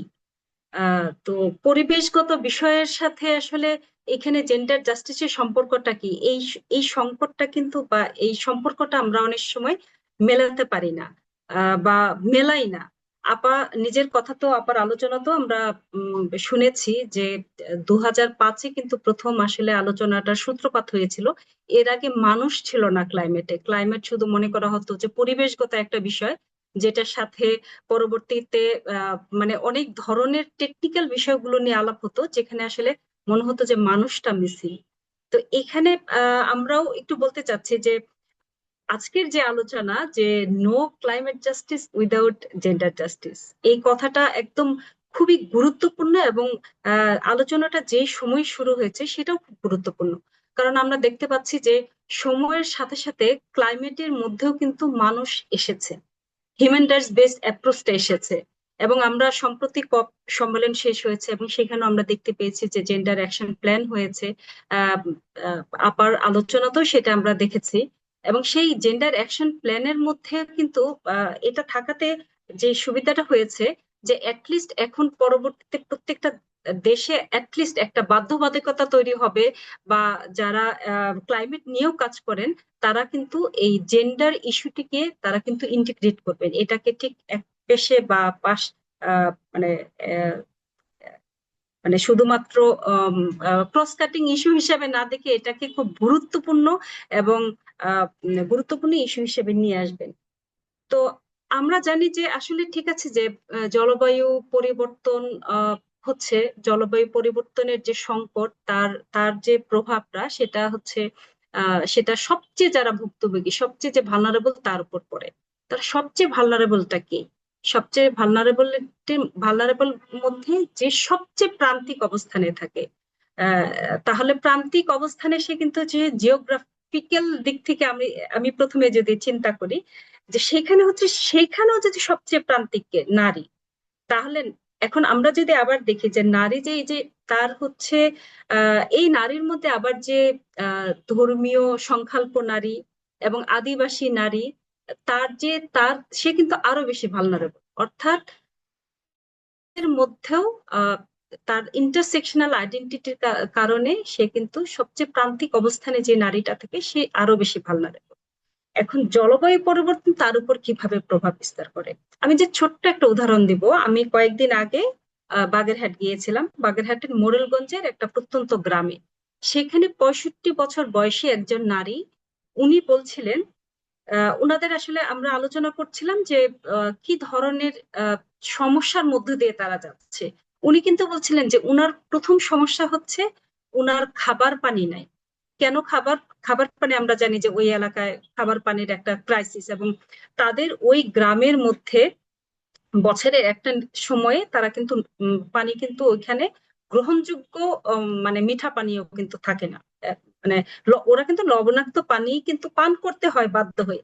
কিন্তু বছরে এই যে এই সিজনটা থেকে শুরু হবে সামনের বেশ 5-6 মাস, তখন কিন্তু পানি অনেক বেশি লবণাক্ত থাকে। এবং তার পানি যে প্রিজার্ভ করবে, সে পানি প্রিজার্ভ করার মতো তার হচ্ছে ব্যবস্থা নাই, কারণ সেখান থেকে সরকার থেকে অনেকে ট্যাঙ্ক দিয়েছে, বেসরকারি প্রতিষ্ঠান থেকে ট্যাঙ্ক দিয়েছে, কিন্তু তার ট্যাঙ্ক নেই এই জায়গায়। দ্বিতীয়ত কথা হলো যে সেখানে একটা পুকুর আছে, যে পুকুরটা 1.5 কিলোমিটার দূরে। সেই পুকুর থেকে তার পানি আনতে হয়, এবং সেটা একটা বাঁশের সাঁকো দিয়ে। সেই সাঁকোটা 65 বছরের একটা নারী, তাকে যখন ওই বাঁশের সাঁকোটা বেয়ে পানি আনতে হয়, তার হাঁটুতে সমস্যা, সে বলছে যে আমি এখন পারি না। তাহলে এই যে নারীর ভালনারেবিলিটি, এই যে তার যে পানির অধিকারের জায়গাটা, পানিটা তার অধিকার, তাহলে পানির অধিকারটা কিন্তু আমরা নিশ্চিত করতে পারছি না। আমরা যখন সোশ্যাল সেফটি নেট সাপোর্ট দিচ্ছি তখন কিন্তু এই এই নিডটা কিন্তু ওই এলাকার সবচেয়ে ভালনারেবল কে তাকে কিন্তু আমরা আইডেন্টিফাই করে তার নিডটা কিন্তু আমরা দিতে পারছি না। দ্বিতীয় কথা হলো যে একই সাথে আমরা আরেকটা প্রশ্ন করেছিলাম যে এখানে আসলে মেয়েদের বিয়ে হয় কত বছর বয়সে। ম্যাক্সিমাম ম্যাক্সিমাম আমাদের পার্টিসিপেন্ট তার উত্তর দিয়েছিল যে 15 বছর বয়সের আগেই তারা মেয়েদের বিয়ে দেয়, এবং তারা খুব ফ্র্যাঙ্কলি বলেছে। এবং আমরা কয়েকদিন আগে প্রথম আলোর একটা রিপোর্টও দেখেছি যে সাতক্ষীরাতে 15 বছরের মধ্যেই কিন্তু মেয়েদের বিয়ে হয়ে যায়, স্কুল শেষ না হতে হতে। তাহলে এই যে নারীদের বিয়ে হওয়া, এটার সাথে কিন্তু আমরা কিন্তু অনেকগুলো জিনিস রিলেট করতে পারি, যে অন্য এলাকায় বাল্য বিয়ের চিত্র দেখি, কিন্তু এই সাউথে কিন্তু বাল্য বিয়ের সাথে এখানে কিন্তু জলবায়ু পরিবর্তনের প্রভাবজনিত কারণগুলো কিন্তু ওতপ্রোতভাবে জড়িত। এবং সেখানে কিন্তু মেয়েদের তারা কিন্তু কয়েকটা জিনিস, প্রথম কথা হলো যে প্রথমত স্কুলগুলা থাকে দূর, স্কুলগুলা তাদেরকে দেখা যাচ্ছে যে বিভিন্ন যে সাঁকো পার হয়ে স্কুলে যেতে হচ্ছে, এবং হচ্ছে কোথাও কোথাও নৌকা দিয়ে স্কুলে যেতে হচ্ছে। তাহলে এই জায়গায় তার একটা ইনসিকিউরিটি। দ্বিতীয় হচ্ছে লবণাক্ততা, এই জায়গাটায় সেখানেও কিন্তু অনেকগুলো প্রবলেম তৈরি হচ্ছে মেয়েদের। আমরা জানি যে স্বাস্থ্যগত তার মিনিস্ট্রেশন, আর এগুলো বাবা মার জন্য একটা উদ্বেগজনক বিষয়। তো এই কারণে কিন্তু মেয়েদেরকে তারা বিয়ে দিতে হচ্ছে। তাহলে এখানে কিন্তু মেয়েরা কি হচ্ছে, তারা তার শিক্ষার অধিকার থেকে বঞ্চিত হচ্ছে। তো এই এই বিষয়গুলো কিন্তু আমরা আমরা খুব সহজে হয়তো একটা একটা পরিকল্পনা করলাম যে আমরা বাল্যবিয়ে বন্ধ করে দেব, কিন্তু তার রুট মানে যে যে কারণে আসলে বাল্যবিয়েগুলো দিচ্ছে, সেই কারণগুলো আইডেন্টিফাই না করে স্পেসিফিক মেজার যদি না নেওয়া যায়, তাহলে কিন্তু আমরা ওই যে এই এই এই বিষয়গুলো কিন্তু আসলে দূর করাও সম্ভব না। আর যদি বলি যে বৈষম্য কমানো, এটা শব্দটা খুব কাব্যিক, খুব সুন্দর, কিন্তু বৈষম্য কমানোর জন্য আমাদের আসলে ইস্যুটাকে আসলে কোন জায়গায় আমরা কাজ করতে চাই, কোন কোন ক্ষেত্রে বৈষম্য, তারা কোথায় কোথায় আসলে বৈষম্যের শিকার হচ্ছে, এই জায়গাগুলো কিন্তু আমরা স্পেসিফিক করা দরকার। কারণ আমরা জানি যে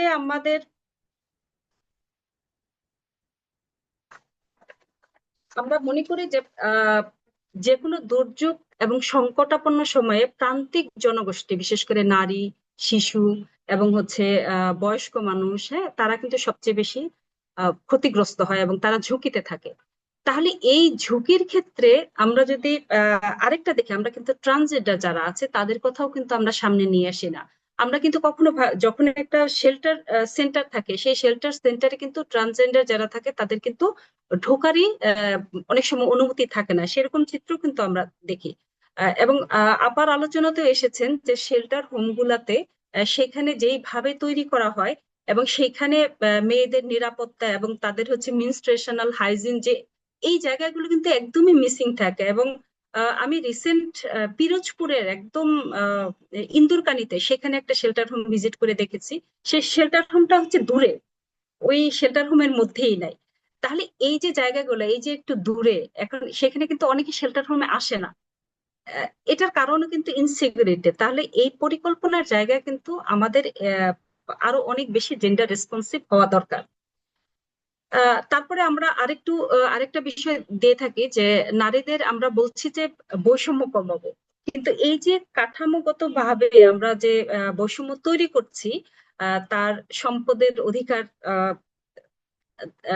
হীনতা থেকে, তার হচ্ছে এক্সেসের জায়গা থেকে, মোবিলিটির জায়গা থেকে, প্রত্যেকটা ক্ষেত্রে কিন্তু এক ধরনের বৈষম্য তৈরি হচ্ছে। এবং সেই বৈষম্য কিন্তু সেই বৈষম্যের মাত্রা কিন্তু দিন দিন আরো প্রকট হচ্ছে। এবং সেগুলা থেকে আমরা কিন্তু দেখতে পাই যে প্রতিনিয়ত যদি নারীর প্রতি সহিংসতার জায়গাটাও দেখি, সেটাও কিন্তু বাড়ছে, কমছে না। তাহলে নারীর প্রতি সহিংসতাও কিন্তু এই ভালনারেবিলিটিস বা ক্লাইমেট ইনডিউস যে হিউম্যান রাইটস ভায়োলেশন, এগুলো কিন্তু আরো বাড়িয়ে তুলছে। তাহলে এই জায়গাগুলোকে অ্যাড্রেস করার জন্য আমাদের আসলে কি করণীয়, আমরা কি করছি? আমরা কিন্তু যদি দেখি যে আমাদের ন্যাশনাল জেন্ডার অ্যাকশন প্ল্যান যেটা আছে, ন্যাশনাল জেন্ডার অ্যাকশন প্ল্যানে কিন্তু বলা আছে ক্লাইমেট ইস্যুটাকে ক্রস কাটিং ইস্যু হিসেবে বলা হয়েছে। সেখানে কিন্তু বলা হয়েছে যে নারী তারা হচ্ছে সবচেয়ে বেশি ভালনারেবল, এই কথাও স্বীকার করা হয়েছে। সেখানে কিন্তু বলা আছে যে আহ ঝুঁকি হ্রাস, জলবায়ু অভিযোজন, এগুলোতে কিন্তু নারীর নিরাপত্তা, আশ্রয় কেন্দ্র, ত্রাণ পুনর্বাসন এবং পুনর্গঠনে নারী বান্ধব স্বাস্থ্য সুরক্ষা, স্যানিটেশন, এগুলোর কথা কিন্তু বলা আছে। এবং অভিযোজন প্রক্রিয়ায় নারীর জন্য একটা সুনির্দিষ্ট পরিকল্পনার কথাও কিন্তু বলা হয়েছে।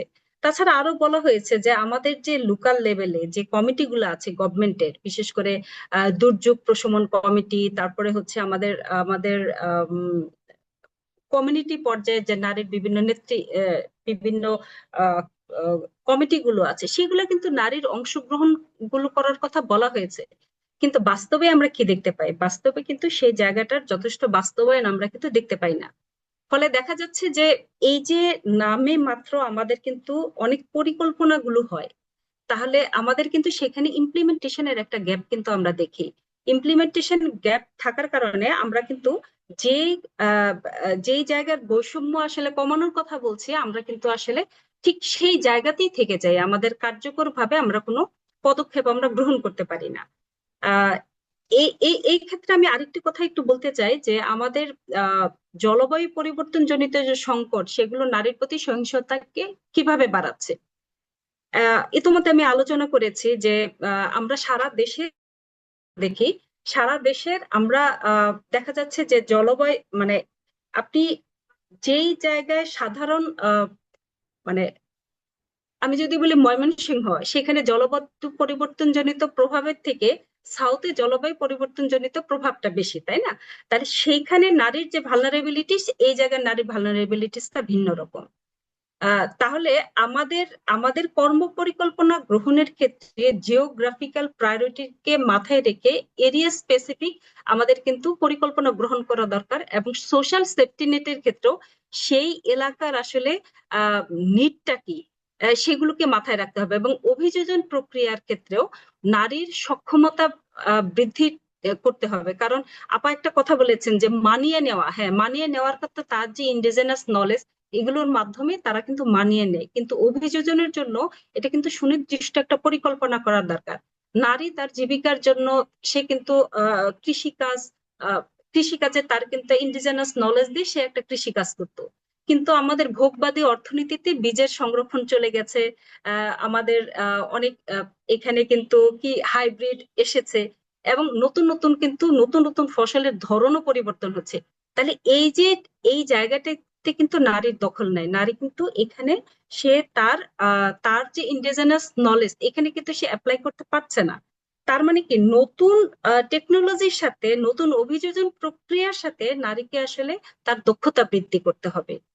এবং সে দক্ষতা বৃদ্ধির ক্ষেত্রে করার ক্ষেত্রে আপা একটা খুব কথা বলেছেন যে কোন সময়ে করছি, তার জন্য একটা ফ্লেক্সিবল টাইম রাখতে হবে, এবং নারীর জন্য কোনটা উপযোগী হয় সেই ধরনের চিন্তাকে প্রায়োরিটি দিতে হবে। এবং পাশাপাশি আমরা একটু বলতে চাই যে সব সময় আমরা বলে থাকি আমাদের নারীরা ভুক্তভোগী, আমরা বিভিন্ন গবেষণায় দেখেছি, আমরা ইভেন রিসেন্ট 2020-এর ইউএন উইমেনের যে একটা গবেষণা হয়েছে আমপান পরবর্তী সময়, সেখানে দেখেছি যে নারীরা অনেক বেশি ভুক্তভোগী এখানে।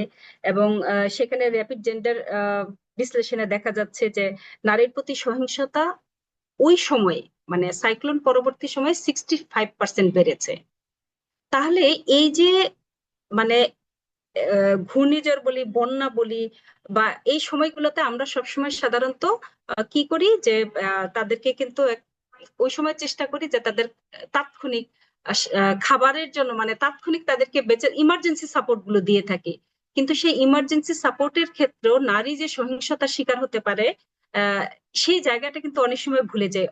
আবার আরেকটা সময় দেখা গেছে যে এই সময় কিন্তু অনেক নারীর ছবি আমরা অনলাইনে প্রকাশ করে ফেলি, এবং সেটার কারণে কিন্তু সে আবার নতুন করে একটা ভালনারেবিলিটিস এর শিকার হয়, কারণ সেখানে আমরা অনেক সময় অনুমতি নেওয়ারও প্রয়োজন বোধ করি না।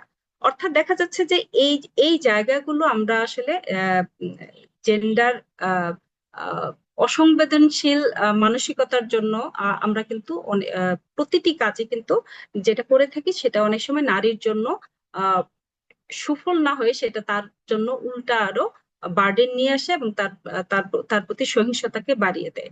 তো আজকের আলোচনায় আমরা যে বিষয়টা নিয়ে আলোচনা করছিলাম যে জেন্ডার ন্যায্যতা ছাড়া বা লিঙ্গীয় ন্যায্যতা ছাড়া জলবায়ু ন্যায্যতা সম্ভব নয়, এই বিষয়টির সাথে আমরা পুরোপুরি ভাবেই একমত।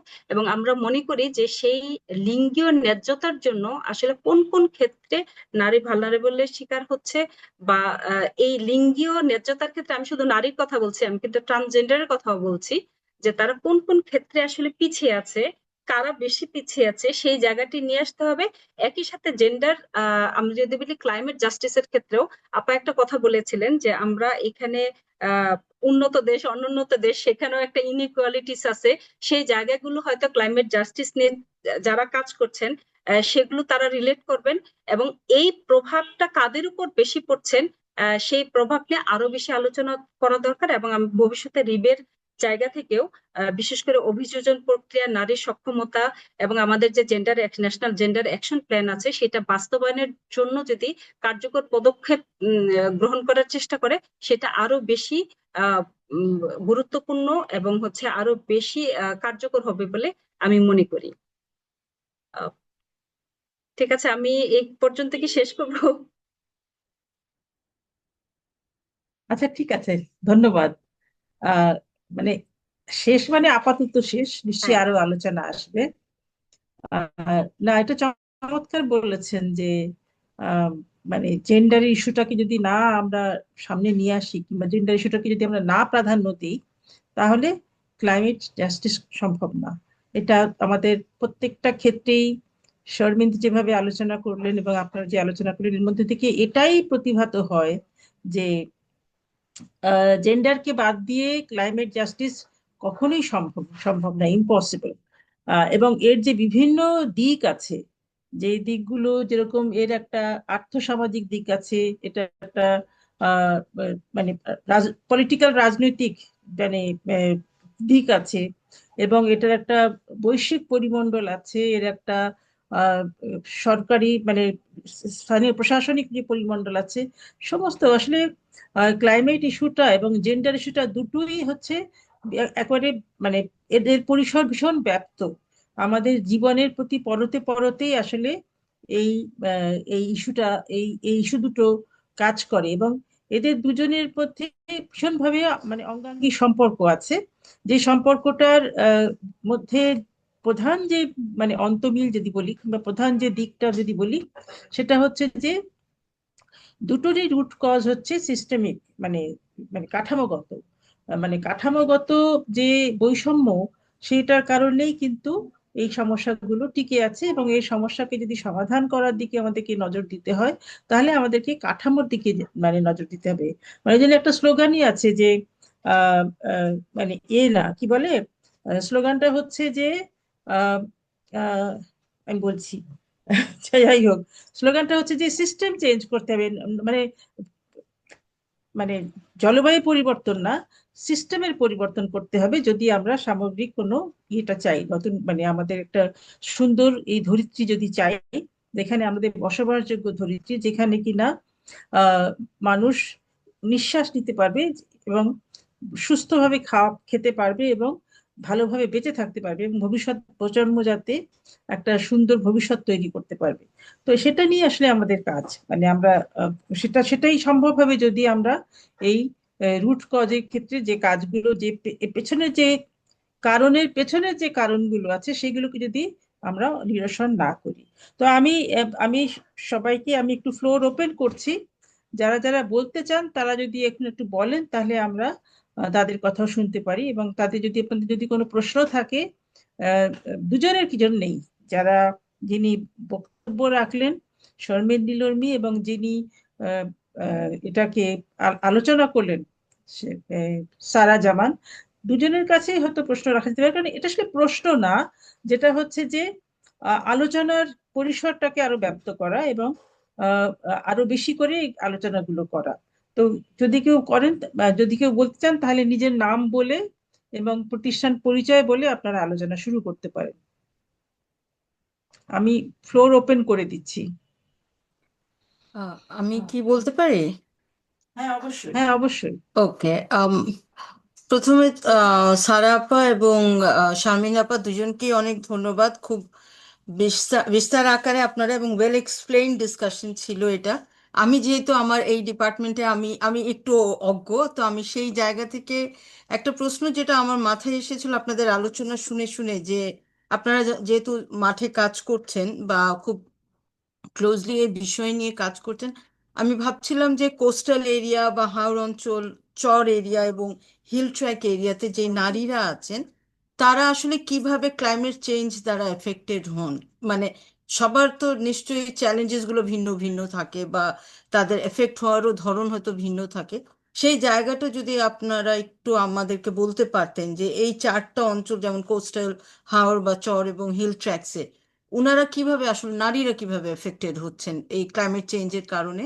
আর সাথে আমার আরেকটা একটু জানার আগ্রহ ছিল যে ন্যাশনাল ক্লাইমেট কমিটমেন্টস যেগুলো আছে, যেগুলো এক্সিস্ট করছে, সেটা এবং লোকাল লেভেলে ইমপ্লিমেন্টেশনের জায়গাটাতে নারীর নিডসগুলোকে প্রাধান্য দেওয়ার যে গ্যাপটা, সেই গ্যাপটা আদৌ আছে কিনা এবং সেই গ্যাপটা আসলে কিভাবে পূরণ করা যেতে পারে।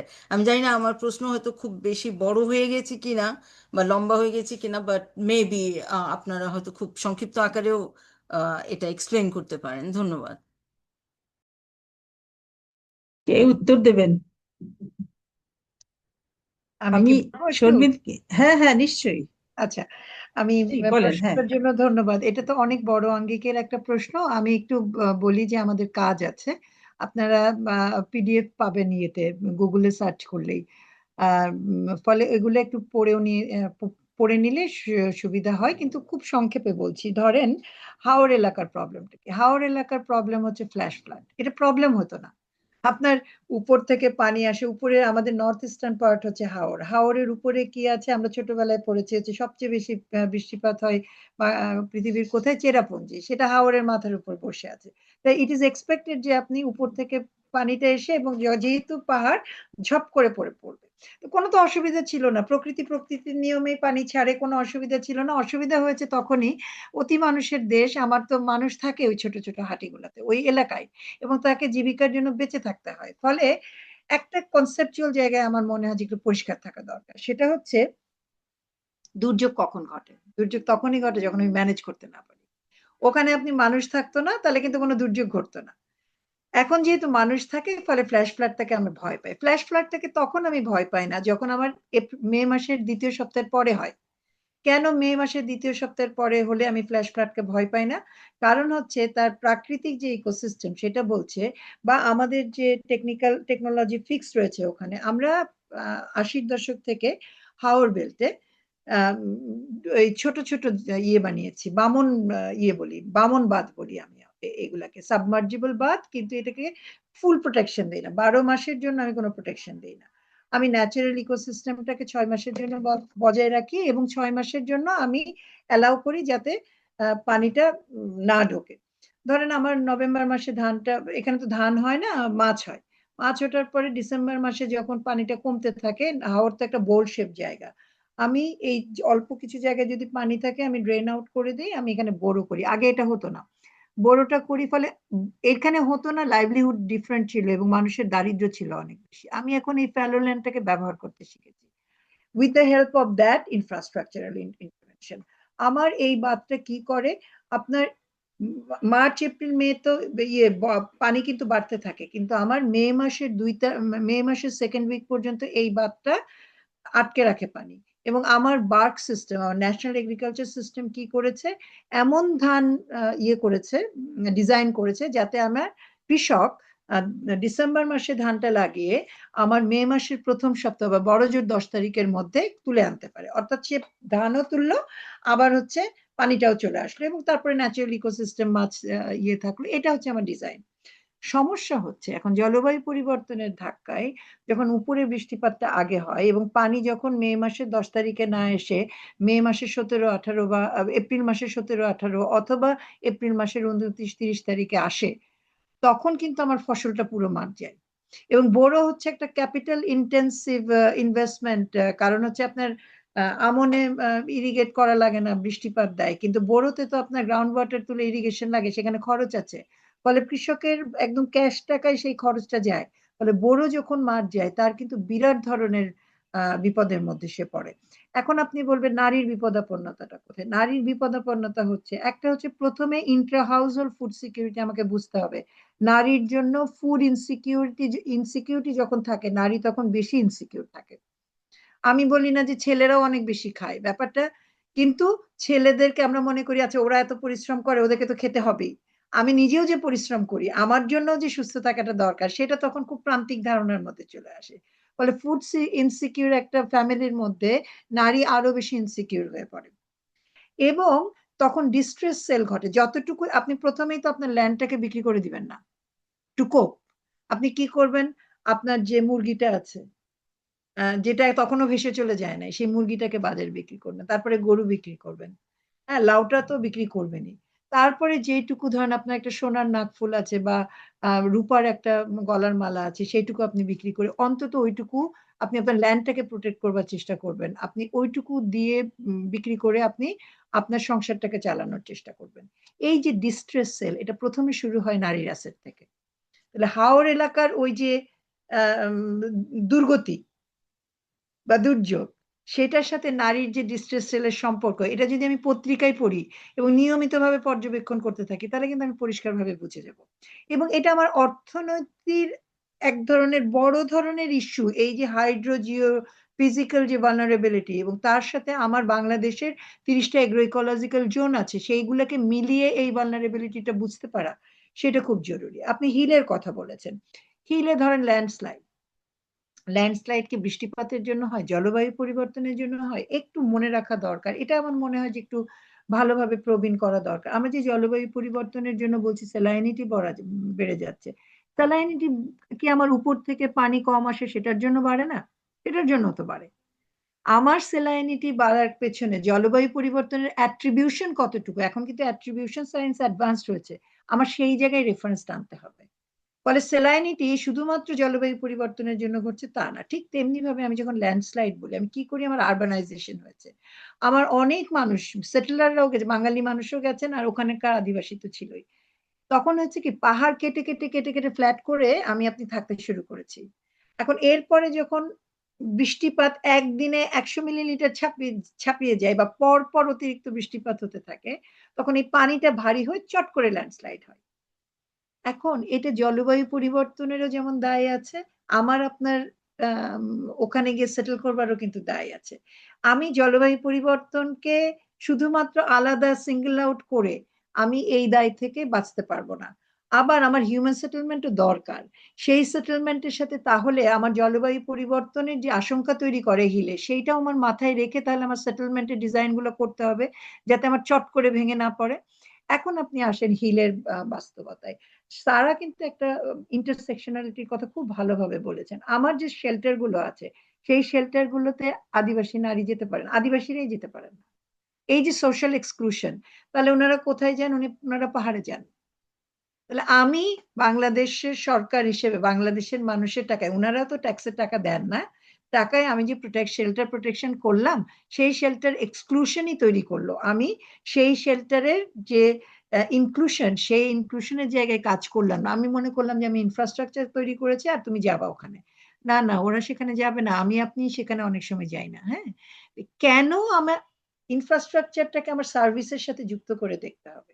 ইনফ্রাস্ট্রাকচার আমি কতটুকু ব্যবহারযোগ্য করে তুলতে পারি, এটা শুধুমাত্র ডিজাইনের সাথে যুক্ত না। এই ডিজাইনিংটা অনেক ইনফ্রাস্ট্রাকচার বাউন্ডারির বাইরে গিয়ে আপনাকে বুঝতে হবে। হ্যাঁ, এখানেই হচ্ছে ইনক্লুশন, এখানেই হচ্ছে ন্যায্যতা। আর কোস্টাল বেল্ট এবং চরের ন্যায্যতার আমরা ওইটা আরেক সময় আলোচনা করতে পারি নিশ্চয়ই। আমি একটু উদাহরণ দিলাম আর কি। জি,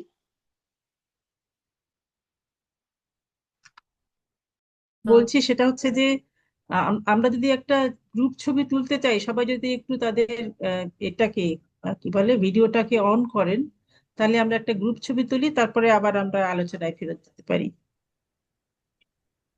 আপনারা যারা আছেন তারা একটু মানে ভিডিওটাকে অন করেন, তাহলে আমরা একটা ছবি তুলে নিতে পারি। নাভিদ, তুমি একটা স্ক্রিনশট নিও।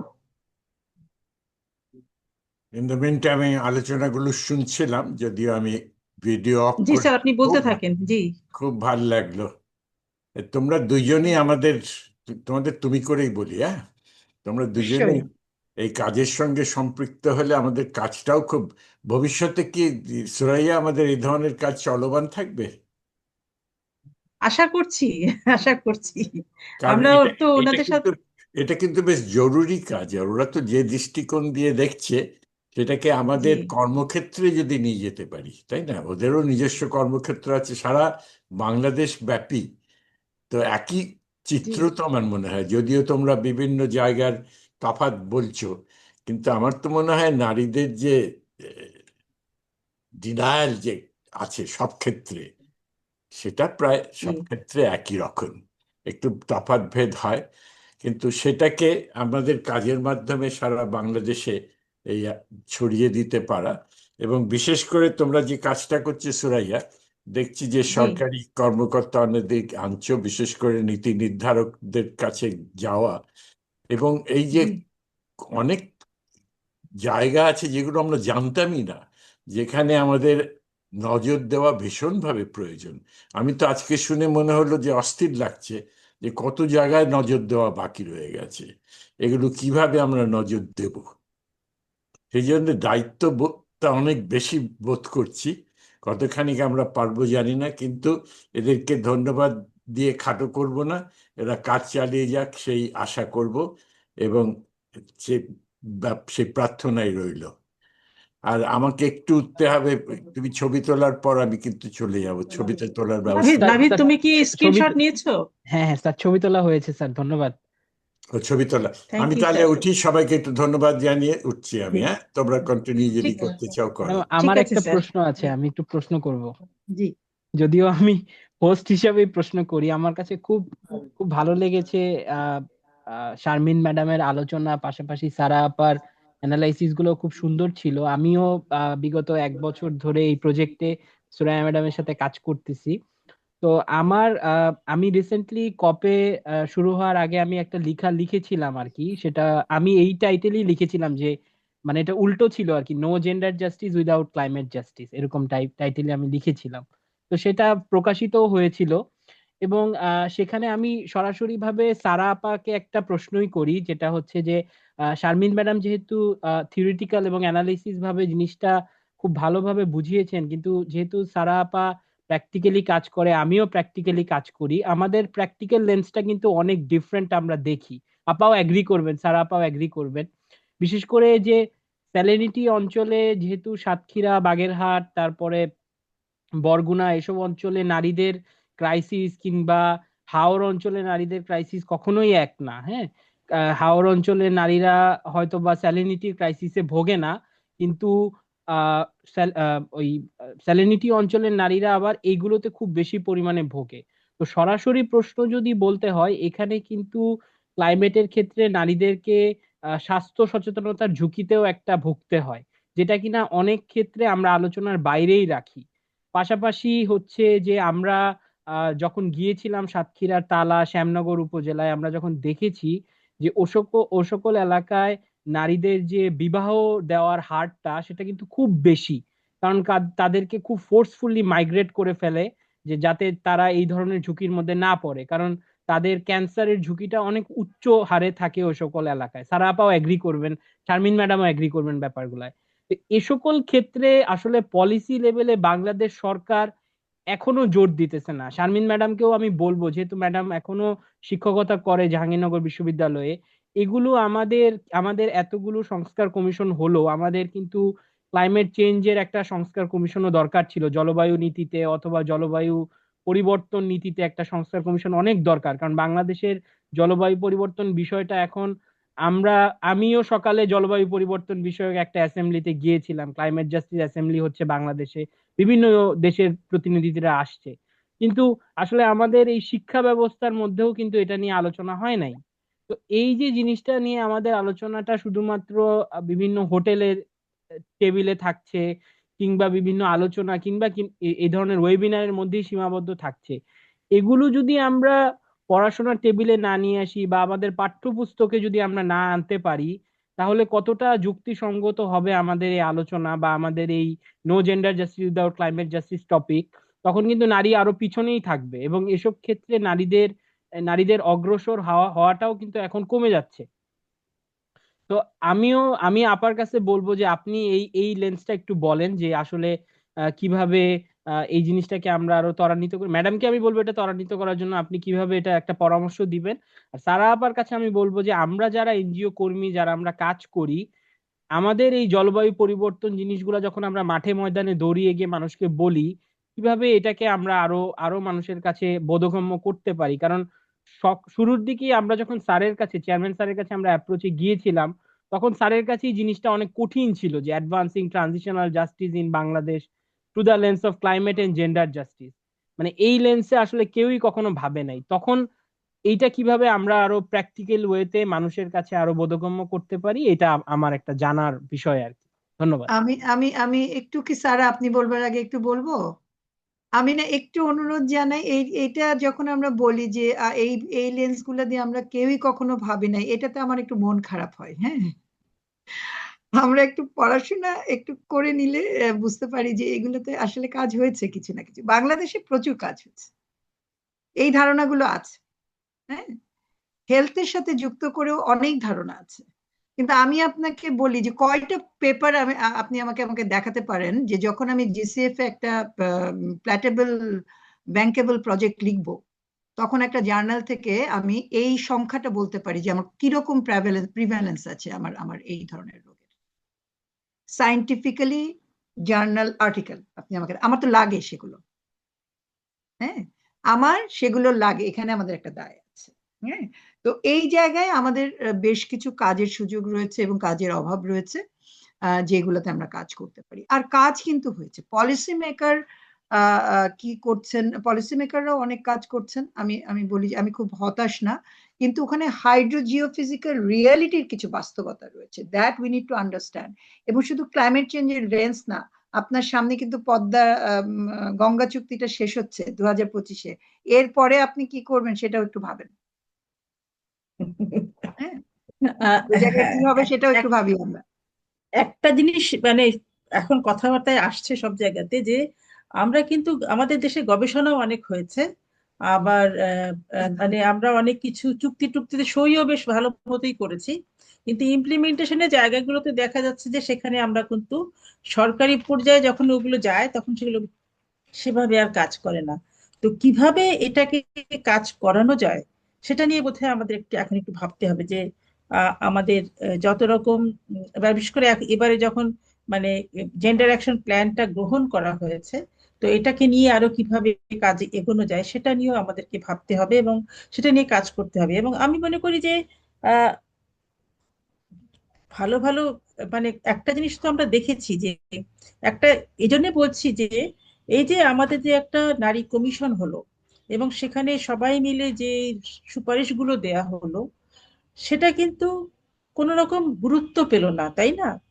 তো যদি এরকমই হয় যে যদি জেন্ডার জাস্টিসের ক্ষেত্রে, তাহলে আমরা কি প্রশ্ন তুলবো, কি বলবো, কিভাবে কাজ করবো? মানে এত বড় একটা পরিসরে এত বড় একটা সুযোগ যখন আমাদের কাছে এসেছিল, সেটাকে যখন আমরা কাজে লাগাতে পারলাম না, তাহলে আমরা মানে আমাদের এই মানে এটা মানে এই আন্দোলনগুলো কতদিন ধরে আমরা চালাবো, মানে চলতেই কি থাকবে কিনা, এটা হচ্ছে আমাদের নিজেদের কাছেই প্রশ্ন যে আমরা তাহলে আমাদের তাহলে কি করা উচিত, কোথায় কাজ করা উচিত এবং কোথায় কাজ করলে এই জেন্ডার জাস্টিস ইস্যুটা প্রাধান্য পাবে এবং ক্লাইমেট জাস্টিসের সাথে সাথে জেন্ডার জাস্টিসের যে সম্পর্ক সেটাকে আমরা প্রাধান্য দিয়ে জেন্ডার জাস্টিসে যাতে আমরা প্রাধান্য পেতে পারি, সেখানে আমাদের কোথায় হাত দিতে হবে, কোথায় কাজ করতে হবে, আমার মনে হয় এখন বোধহয় সেটা আহ আহ, খোঁজার একটা অন্বেষণের একটা সময় চলে এসছে এবং এটা খুব গুরুত্বপূর্ণ, আমাদেরকে এভাবেই কাজ করতে হবে। আমি আর অন্যদেরকেও জিজ্ঞেস করছি আর কি কোনো কিছু আমাদের একটুখানি বলে রাখি, আমাদের যিনি স্পিকার ছিলেন শর্মিন নিরোর্বী, উনি ওনার ব্যস্ততা ছিল বলে উনি চলে গেলেন। তো আপনারা যদি আর কেউ কোনো, শুধু সারা আছে, আর কেউ যদি কোনো কিছু প্রশ্ন করতে চান, না হলে আমরা আজকের মতো এখানে শেষ করে দেবো। সারা আপা মনে আর হয় কারো বলতে কোনো প্রশ্ন চেয়েছিল আছে? ম্যাডাম, আমার একটা প্রশ্ন হ্যাঁ, আছে। সারা যদি একটা একটু প্রশ্ন বলো। ছিল। জি, হুম। থ্যাংক ইউ নাভিদ ভাই, আপনি গুরুত্বপূর্ণ বিষয়টা নিয়ে এসেছেন। সেটা হচ্ছে কি, আমি আমার মানে আমরাও এই যে আমার প্র্যাকটিক্যাল অভিজ্ঞতার আলোকেই আমরা বলবো যেটা হচ্ছে যে আপনি কোস্টাল এরিয়া এবং বারিন্দা এরিয়া, বারিন ট্র্যাক এরিয়াতে আমরা কাজ করছি। হাওরে ডাইরেক্টলি আমরা কাজ করছি না। সো আমি বারিন ট্র্যাক এবং কোস্টালের আমি যে নারীদের ভালনারেবিলিটিসটা সেটা আমি একটু বলার চেষ্টা করব। যেমন আমরা একটা জায়গায় সাতক্ষীরা এলাকায় আমরা দেখেছি একটা কনফ্লিক্ট। তো কনফ্লিক্টটা কি নিয়ে ওনারা বলছে যে কনফ্লিক্টটা হচ্ছে মানে হাজবেন্ড ওয়াইফের মধ্যে দ্বন্দ্ব। দ্বন্দ্বটা কি নিয়ে? ওয়াইফের সাথে তার মানে বনিবনা হচ্ছে না। ইস্যুটা কি? ইস্যুটা হচ্ছে যে ওয়াইফের আসলে তার আসলে ইন্টিমেট রিলেশনে তাদের হচ্ছে সমস্যা তৈরি হচ্ছে। এবং সেইখানে যেটা নাভিদ ভাই বলেছেন, সেখানে আমাদের আসলে সরাসরি কিন্তু নিরমে আপা বলেছেন সরাসরি গবেষণা নাই, কিন্তু এগুলো হচ্ছে বাস্তব অভিজ্ঞতার জায়গা থেকে ওই আপার উনার হচ্ছে অনেকগুলো সমস্যা তৈরি হচ্ছে। তো গাইনোকোলজিক্যাল সেই সমস্যার কারণে তার ইন্টিমেট রিলেশনে একটা প্রবলেম তৈরি হচ্ছে, যেটা নিয়ে তার পারিবারিক দ্বন্দ্ব। তাহলে কিন্তু সাদা চোখে কিন্তু দেখা যাচ্ছে তার একটা পারিবারিক দ্বন্দ্ব, কিন্তু তার পেছনে তার কনটেক্সটটা এরকম। আবার বারিন ট্র্যাকে আমি একটা কনফ্লিক্টের এক্সাম্পল দিচ্ছি। সেখানে হচ্ছে নারীরা তো আগে তারা মাঠে কাজ করে, আমরা জানি আদিবাসী নারীরাও কিন্তু আমরা জানি যে মাঠে কাজ করে। তো সেখানে কিন্তু এখন ধান চাষের বদলে একটু শিফটিং হচ্ছে, ওখানে হচ্ছে আম মানে আম গাছের কি হর্টিকালচারের দিকে কিন্তু চলে যাচ্ছে। এতে ফলে কি হচ্ছে, সারা বছর যে কাজটা সেটা কমে যাচ্ছে। সেটা নারী পুরুষ উভয়ের, নারীদেরও কমে যাচ্ছে পুরুষেরও কমে যাচ্ছে। ফলে তারা কিন্তু পুরুষও বাড়ি থাকছে নারীও বাড়ি থাকছে, যেটা আমরা পেয়েছি আর কি। সেখানে এক ধরনের একটা কনফ্লিক্ট হচ্ছে। তো এই যে পারিবারিক সহিংসতা আমরা করোনার সময়ও কিন্তু দেখেছি, আপনাদের হয়তো মনে আছে যে গৃহে অবস্থান করছেন মতের দ্বৈততার কারণে সেখানে কিন্তু, এবং নানান ক্রাইসিসের কারণে সেখানে কিন্তু একটা পারিবারিক সহিংসতা বেড়ে গিয়েছিল। তো এইখানে এই একটা ভালনারেবিলিটিস আমরা দেখেছি, যেটা আমি সরাসরি একটু রিলেট করার চেষ্টা করছি।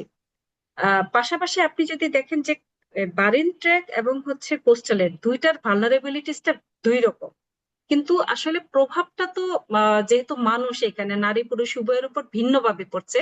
তো এই জায়গাটাতে আমাদের এন্ট্রি পয়েন্ট বের করা, যেটা সুরাইয়াপা বলেছেন যে আমাদের আসলে এন্ট্রি পয়েন্ট কি, আমরা যদি এগুলো নিয়ে কাজ করতে চাই, এই অসমতাকে দূর করতে চাই বা বৈষম্যকে কমাতে চাই, তাহলে আসলে আমাদের এন্ট্রি পয়েন্ট কোথায় সেগুলো আসলে আমাদের খুঁজে বের করা দরকার। আমরা যেমন আমাদের প্রকল্পের মাধ্যমে আমরা চেষ্টা করছি যে লোকাল যে সমস্যাগুলো আমরা দেখতে পাচ্ছি সেই সমস্যাগুলোকে প্রায়োরিটাইজ করা, এবং এগুলার পিছনের কারণগুলা কি সেগুলাকে প্রায়োরিটাইজ করে সেখানে আসলে এন্ট্রি পয়েন্ট গুলো কি হতে পারে সেইভাবে কাজ করা।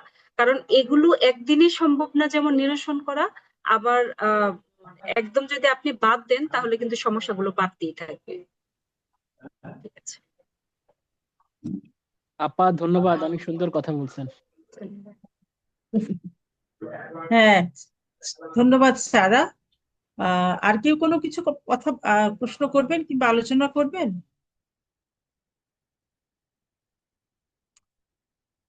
আমার মনে হয় আর কারোর দিক আমি পাচ্ছি না। তো ঠিক আছে, আমার মনে হয় আজকের মতো আমরা এখানে শেষ করি। আমরা আসলে একটা খুব গুরুত্বপূর্ণ ইস্যু নিয়েই কাজ করছি, এবং এটা নারী পুরুষ নির্বিশেষে সবার জন্য এটা খুবই প্রযোজ্য যে আমাদের এই আহ, জলবায়ু ন্যায্যতার আহ, জলবায়ু ন্যায্যতাকে মানে এনশিওর করতে হলে আমাদের জেন্ডার ন্যায্যতাকে অবশ্যই প্রায়োরিটি দিতে হবে, এবং আমাদের ফোকাসে আলোচনার মধ্যে নিয়ে আসতে হবে, যাতে আমরা বিষয়টাকে বুঝতে পারি এবং সেই অনুযায়ী বুঝে আমরা আমাদের পলিসিগুলো তৈরি করতে পারি, এবং পলিসি তৈরি করে সেই অনুযায়ী আমরা আমাদের কার্যক্রম পরিচালনা করতে পারি, যাতে একটা সুন্দর মানে একটা সুন্দর ইকোসিস্টেম আমরা ডেভেলপ করতে পারি, একটা সুন্দর দেশ ডেভেলপ করতে পারি। কারণ আমরা জানি যে ফুড সিকিউরিটির কথা বলা হয়, কিন্তু তার মানে এই নয় যে আমরা আমাদের ইকোসিস্টেমকে নষ্ট করে আমাদের মানে হেলথকে প্রাধান্য না দিয়ে আমরা শুধু খাদ্যই প্রডিউস করব। কৃষিতে সেজন্য অনেক বেশি আরো এই বিষয়গুলোকে কাজ করা দরকার। এবং জলবায়ু যে ন্যায্যতার কথা যদি বলি, যে এমন এমন পলিসিগুলো নেওয়া দরকার যেখানে কিনা নারীদেরকে আমরা আরো বেশি সম্পৃক্ত করতে পারবো, নারীদের জীবন মানকে উন্নত করতে পারবো এবং নারীদের জীবনের একটা সিকিউরিটি আমরা তৈরি করতে পারবো। যতদিন পর্যন্ত সেটা না হবে ততদিন পর্যন্ত আমরা যতই জলবায়ু মানে ন্যায্যতার কথা চিৎকার করতে থাকি না কেন, সেটা সম্ভব হবে না কখনোই। তো আপনাদের সবাইকে অসংখ্য অসংখ্য ধন্যবাদ আজকের ওয়েবিনারে আলোচনা গ্রহণ করার জন্য। এবং আমরা মনে করি আলোচনাটা এখানেই শেষ হলো না, আলোচনা এটা চলমান থাকবে এবং আমরা এটাকে নিয়ে আরো অনেক অনেক বেশি বিভিন্ন ফোরামে এই বিষয়গুলোকে নিয়ে আমরা আরো অনেক বেশি কথা বলবো। সবাইকে অসংখ্য ধন্যবাদ। ধন্যবাদ সারা। ধন্যবাদ আপা। ধন্যবাদ সবাইকে, ভালো থাকবেন।